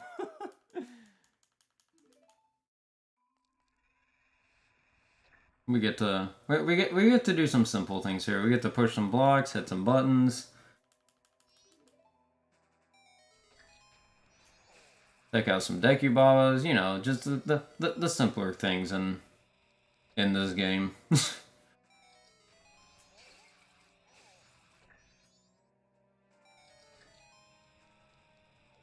Yeah, I love how Goron. I love how Link gets like the really simple stuff, and then Cafe gets all these like complex stuff. Yeah. I mean, it's not really that complex, but like in comparison. Okay, interesting fact about the Wolfos is if you hit him in the back, it instantly kills him. Hitting them in the back is an instant kill. So I just wait until they attack, and they'll swing in such a way to where I can reach their back and take them out instantly.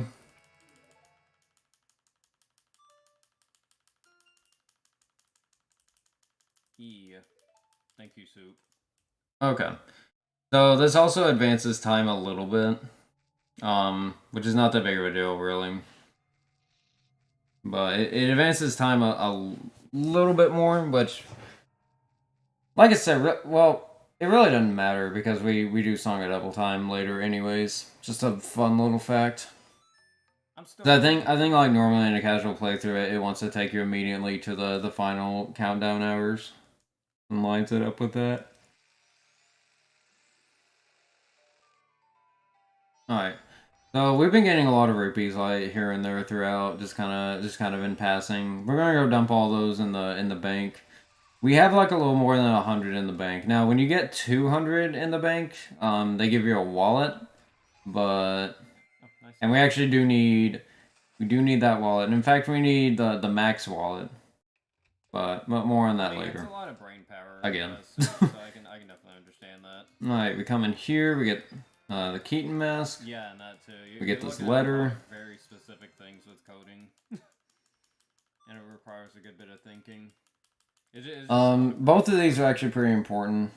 Well, Keaton mask is not important for the run itself. Just important to get, as per the category rules. But the letter we are going to deliver right here, right now. And this will lead to getting the postman's hat. And we will be doing we will be using as far as the postman's hat go, we will be using that once for a trick coming up here. Yeah. Also, I was actually a little bit too early to this door, so actually I had to play Song of Double Time to well, maybe not. To open up the post office. It was closed. Oh, come on. Okay. Go on. So we go over and talk to him. He's not feeling too good about his day here. I am too fast. So we give him a letter. We give him something to do. That wasn't a problem in the old route because he'll start running out. We fought Twin Mold. And then we bring the clock down to almost to pretty much the last hours, like near the final. I need to shut up. Final little bit of time. Oh, nice story.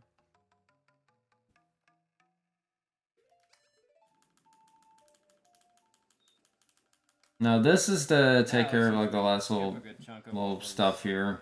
what was the main On any of the latter parts of the night on any day, we can come over here and play Song of Healing for this guy, and he'll give us the Camaro's mask.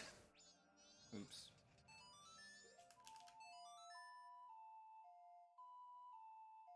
Also, we're getting to use Bunny Hood. True. Yay. As goes. We by. use Bunny Hood here because we're using Bow. We're gonna use Bow here in a bit with light It seems arrows to be working for Tori, though. on a couple of enemies kind of spread out, but they're not like spread out too much as to make it worth it to put on Gora Mask and then take it back off. So we use Bunny Hood here.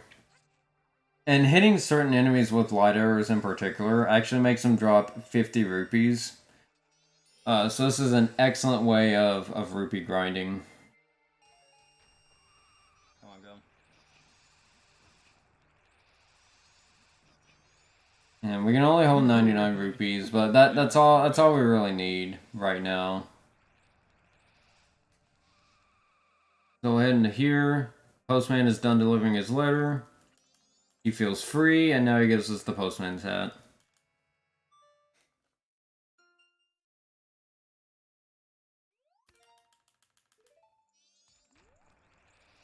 And then we'll come in here and finish the Andrew and Cafe side quest finally. This long side quest that we've been doing for like nearly the last hour, really. I'm kind of doing it on and off here. Granted, this is like the main side quest, so this will give us the couple's mask. Not useful at all for the run, but we get it. Okay, I'm gonna It's a lose mask, my gold and we get it. Sangha double time. But I'm saving. In fact, really, the rest of the masks that we get in this run are just not very useful at all. I don't think, except for Fierce Deity Mask Layer, but I mean that's an exception. Because that is a truly powerful mask for the final fight. Other than that, like the rest of the masks that we get aside from that, I don't think are useful anymore. If that's how it ends up being skipped, is going to a certain time. We still have some uses from the masks we already have. I'll have to look into that. But yeah, otherwise we're just collecting them now at this point.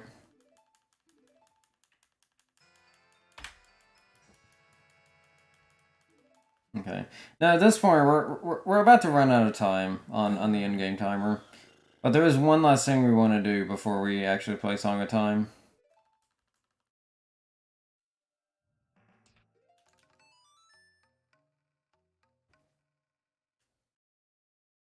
One last thing. This is where we get our one use of the Postman's hat. So this is a special trick here where we can actually. So I'm going to do a trick called Down A, and essentially what Down A entails is that I try to equip a mask, but I hold shield to prevent putting on the mask. Then I equip Hookshot over that mask, and it prevents me from wearing the mask, but it puts me in a weird state to where my movement's a little bit weird, and I'm also able to try to get the wallet and that heart piece, so it doesn't actually give it to me. But then right there, I jump down to be able to use the Hookshot. And when I do, it takes me out of the down A state and allows me to get both of those items, but it actually instead treats it as two wallets. And because of that, I get two wallets instead, and it brings me all the way to the max wallet. So I don't have to do the Oceanside Spider House either to get every mask. I can just we essentially just dupe over two wallets to get the max wallet. There saves us a ton of time. Scrolled up. I was focused on. We turn that heart piece into a. I was focused on getting two wallets. Okay. Into a wallet. Essentially. I'm assuming. Zach rated because these okay. Are all so we play Song of Time. We start a new cycle to take care of a few things that we weren't actually able to take care of as we were doing the Andrew and Cafe side quest. We get 200 rupees from the bank also, because now we need to grind up a few rupees to get to the max at the max wallet has, which is 500. Thank you for the race. We'll need to pay 500 for the all Knights mask later. We only ignore Leanne because she's annoying. True. Okay, so we're gonna get this fairy also. Okay. Instead of getting magic, we're gonna be able to get the Great Fairy's mask with this fairy instead. Uncalled for. And while we're conveniently here at midnight, this is where we rescue the old lady and she gives us the blast mask. If we do this, so fun fact, we can't actually do this while we do the Andrew and Cafe side quest, because otherwise it actually messes up, what this guy is doing, so it leads to like some things getting like out of place in on the timeline for the side quest. But long story short is that you can't do them both at the same time, so we have to do this on a different cycle. Hence, this one is the best way to do it.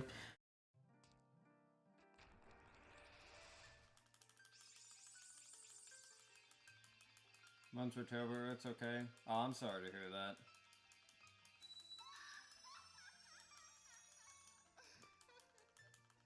But hey, at least you're. Alright, so I believe we have 3 masks left. Other than Fierce Deity's mask. We have 3 just minor masks left. 720. So essentially, this cycle is basically just cleanup. We're cleaning up the last few masks that we need that were a little bit more out of the way, in comparison to the other masks, which kind of lined up pretty well with each other.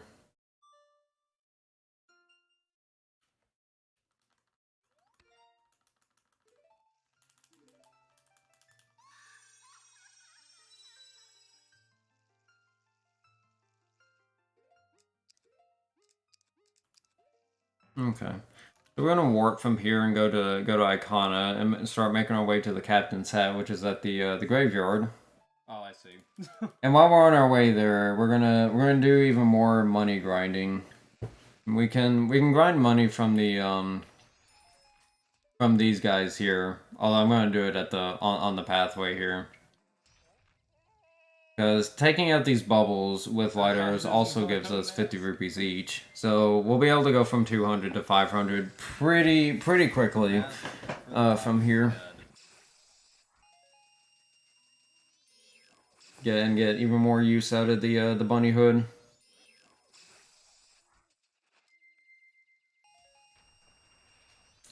And so kind of spread out, but not like too spread out.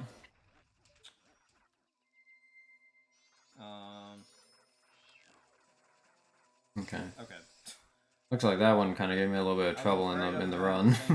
If I do miss a lighter shot, I will run out of magic. However, there are backup rupees to get in Clocktown, so I mean, it's not too big of a deal really. If I miss one, I can just get backup rupees in Clocktown.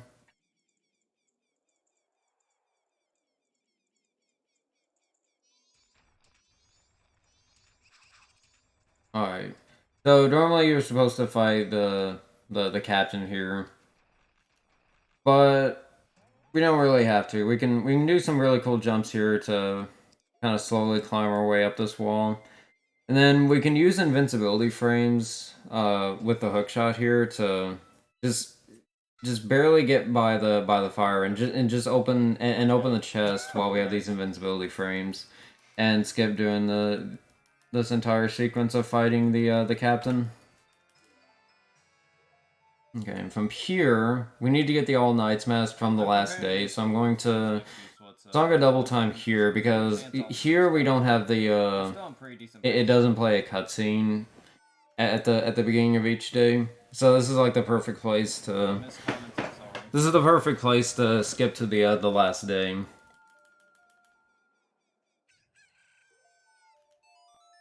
And then get to where we want.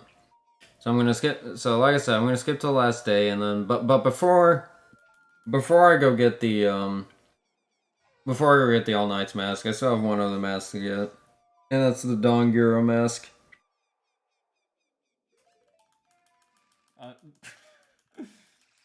Well, that's one way of that's one way of looking at it. And so this is definitely like a big example of a mask that's kind of out of the way to get, because we can't get this mask when we were here initially, like to get Goron's mask. Like we had to. This is the reason why I got sticks a long time ago for a trick that's coming up here pretty soon. Is it time for baby rage? Yes, it is. It is time for baby rage. But I do need to refill the sticks over here. There we go.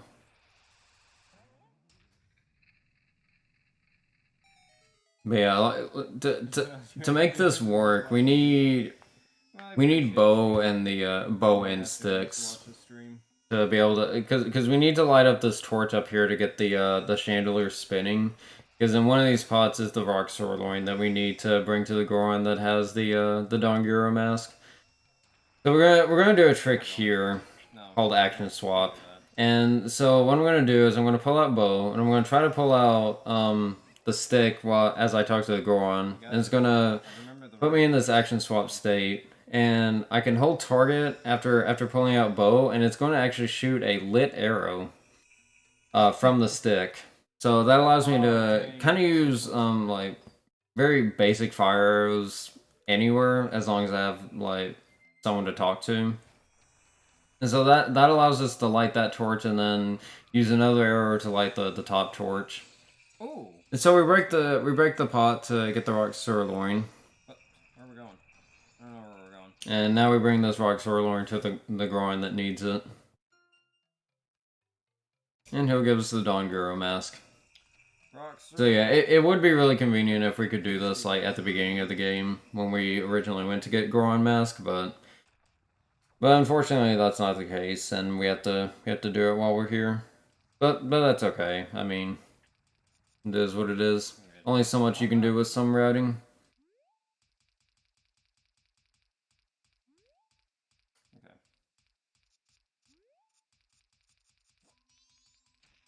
Decent-ish movement.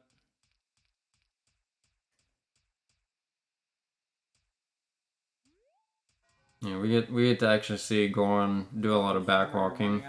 I don't know if I actually mentioned this. I mean, this is pretty common knowledge, but running backwards is faster than just normal walking and even rolling. So like basic movement stuff like this, you run backwards. Also, watch out for the Tektites. They'll knock the sirloin out of your hand. Twitch didn't send your last message? Oh, that's weird. Thank you, Twitch.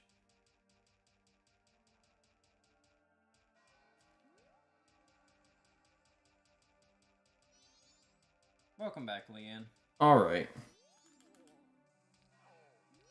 Okay, good. Streamer, why are you so bad at this game? Come on, streamer. So he gives us the mask, and now that we have this, we have one more mask to get, and that's like I said, the All Knights mask. We have the money for it now. Now we just go to the Curiosity Shop and go buy it.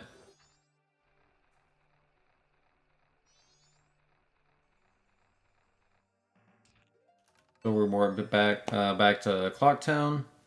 Going you again. Wait, what did I miss? What did I miss? Did I miss something? And start making our way towards there.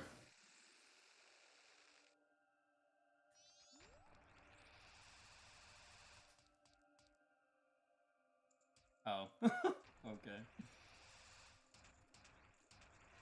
And get stuck on the torch, apparently.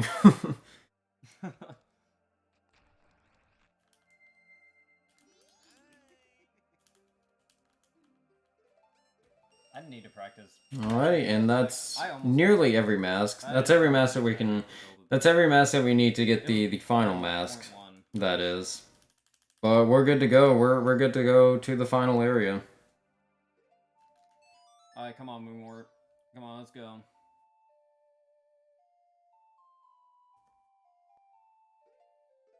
So now we go to do Moonwarp, which I hinted at like near the very beginning of the run. So Moonwarp is a relatively new technique for this game. It's been around for a little more than a year now. in the original game, and now it's recently finally got a setup in this game.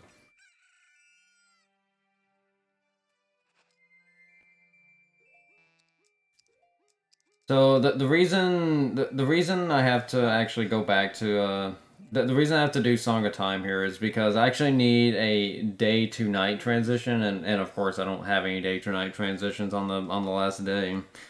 Um, but before we actually do Moon Warp, I do need a couple of things. I need money to buy bombs and bomb shoes.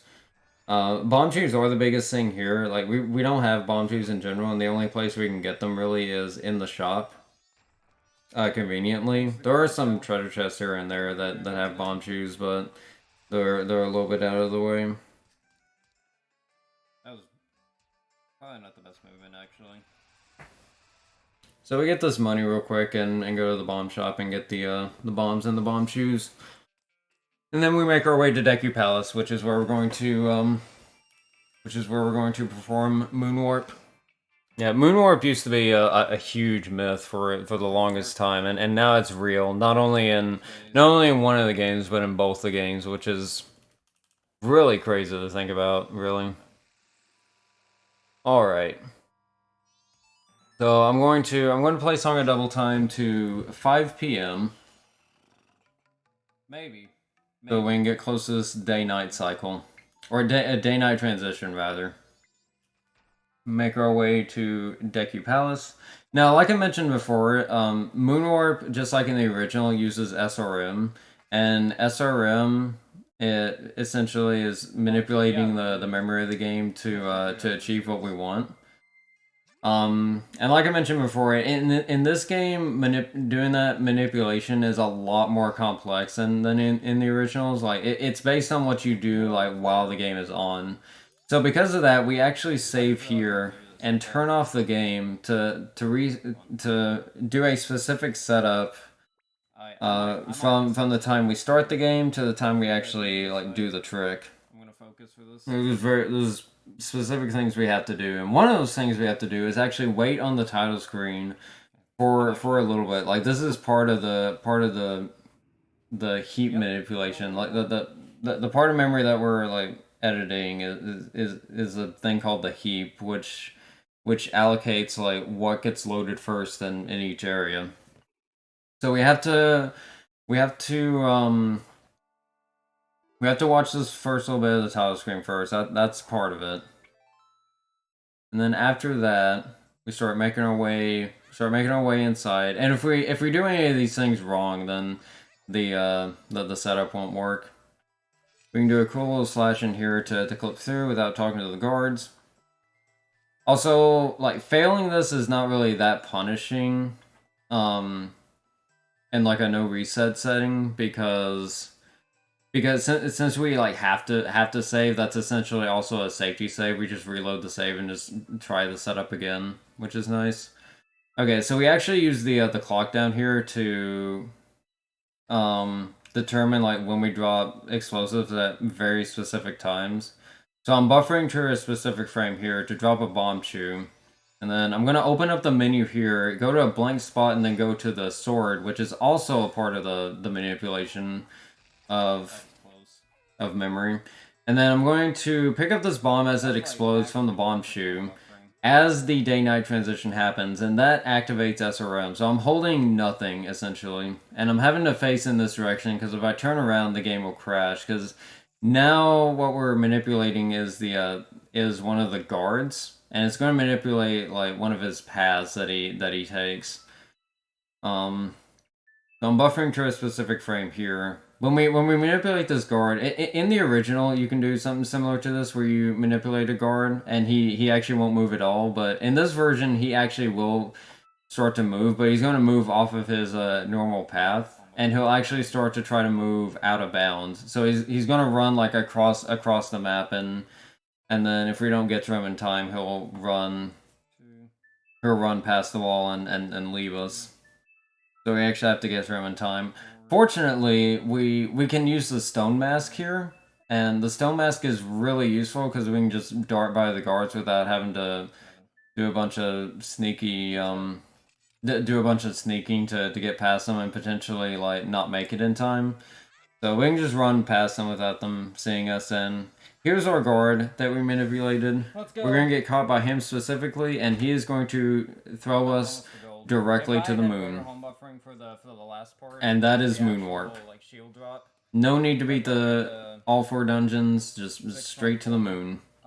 That would have golded. So now our final goal before we can do the final fight is to do all 4 trials by giving away all of our masks, so that we can get the final mask. Now the reason I don't go ahead and just do the trial here is because we need to give away our masks to actually start the fight, or not the fight, but the trial normally.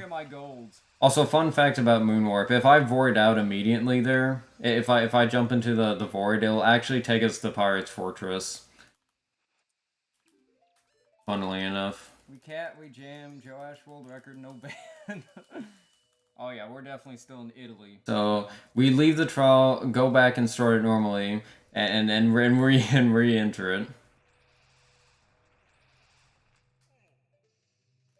So, once again, as the Goron trial, as it is a Goron trial, we are going to take advantage of said Goron uses and use Goron Missile to go straight to the door. And give away more of our masks. So that's one trial down. Yeah, Moonwarp was discovered a week ago.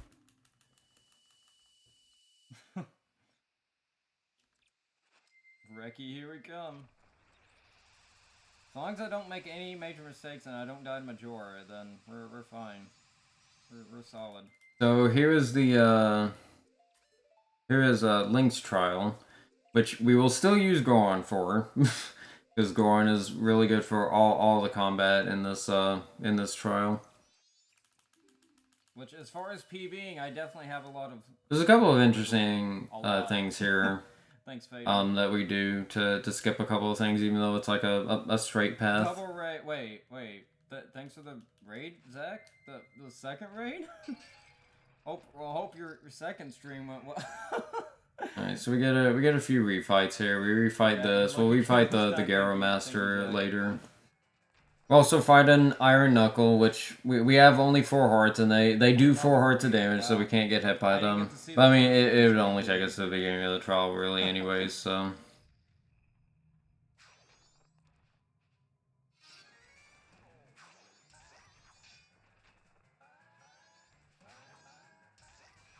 Same as in Stone Tower. Same kind of strategy.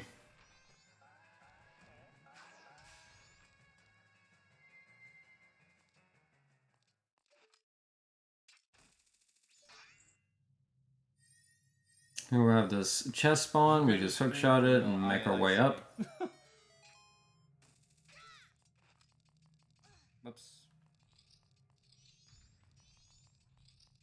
Yeah, one last use of our bunny hood since it's kind of a short distance. And a little bit more convenient to get around those corners as human. Oh, he had one more hit. I miscounted. Alright, so for this room, you're supposed to do a puzzle with like the bomb shoes and whatnot to get a ladder to spawn. Okay.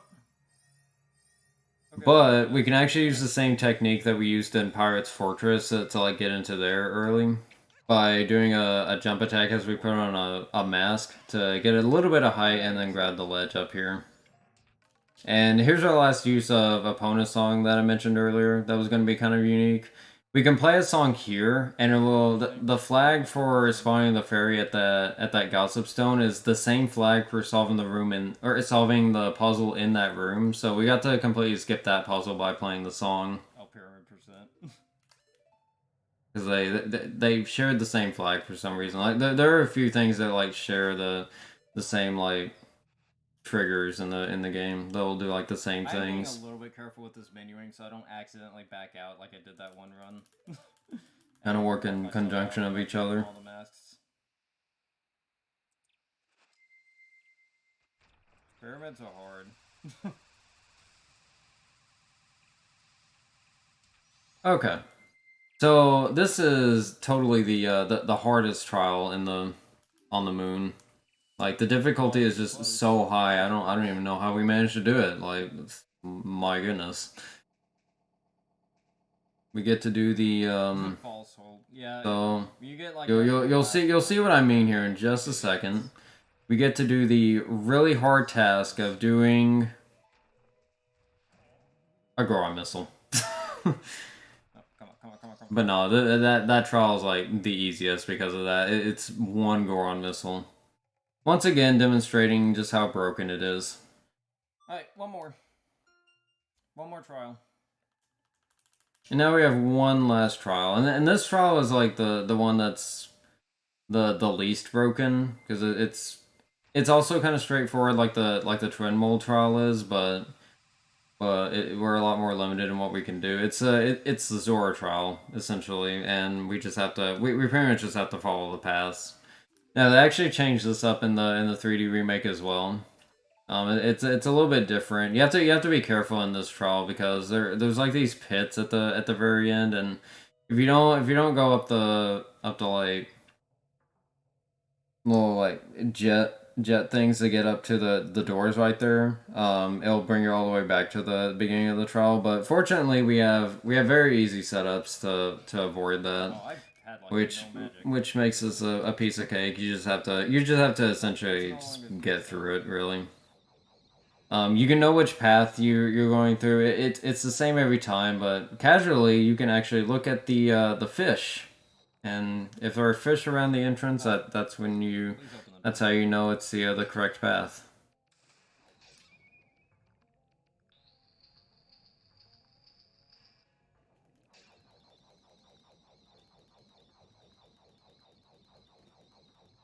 Yeah, no need to save our magic here. We get plenty of magic drops here and there, and we'll even get one before the final fight.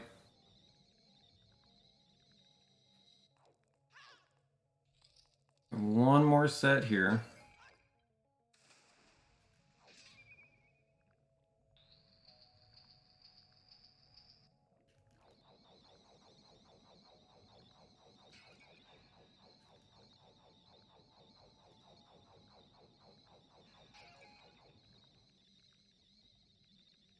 They kind of get you here with the double, like the two in the row here.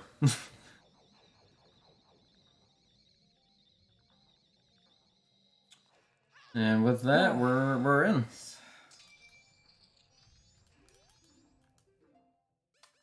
Nope, come on.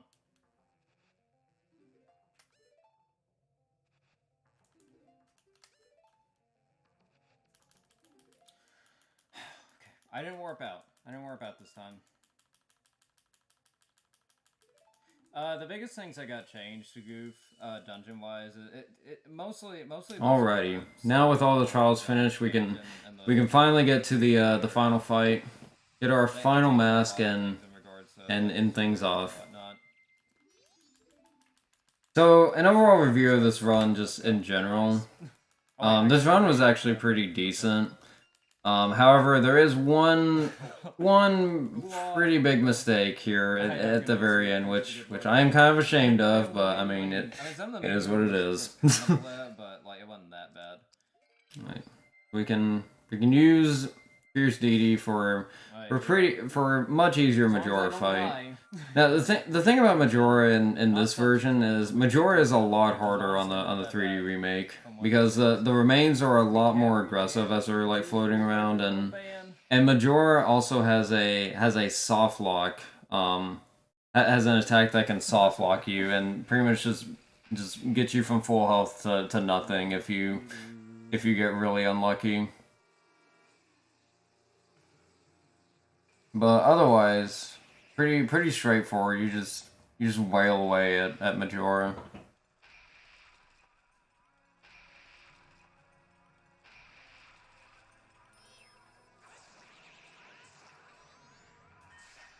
Yeah, the second phase is definitely like Don't do the thing. Don't do the thing. the second phase can get out of hand. It's the one that really can get out of hand. But once you get past second phase, the rest is pretty simple as long as you have like a decent amount of health. I do say this for a reason too. Ow. Where is he? Where is he? Where is he? Also, I had a hard time finding Majora here in this run in particular. Here's the attack that can soft lock you. Is this attack right here? That's right. Get out of here. What? Which I do get hit by, unfortunately, in this run. Take it away that much health. Oh my goodness, dude, I'm getting wrecked. Okay. But even still, yeah, I that put me at like really low health in this run. Come on. So yeah, second phase can be kind of tricky, but once you get past that, you get to third phase. I'm gonna back up a little bit.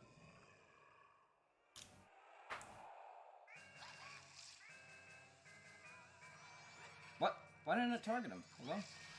Which here I tried to play it a little bit safely. Also, you can see that the remains can actually hit Majora and injure him. Are you serious? Unfortunately, in this run, yes, I did die to Majora, which seriously? Yeah.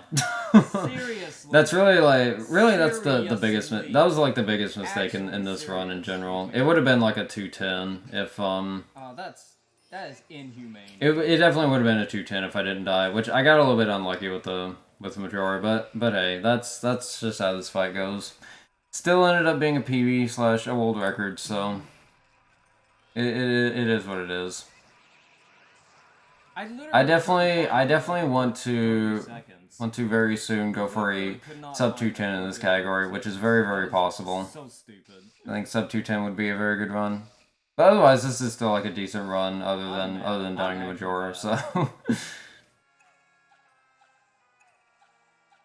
but yeah, kind of shows you how tricky Majora is. But fortunately, if you die to Majora, you just restart the fight instantly and can even get a refill of magic right then and there. Maybe I should have been more. And yeah, that's how second phase is supposed to go if done correctly. That happened.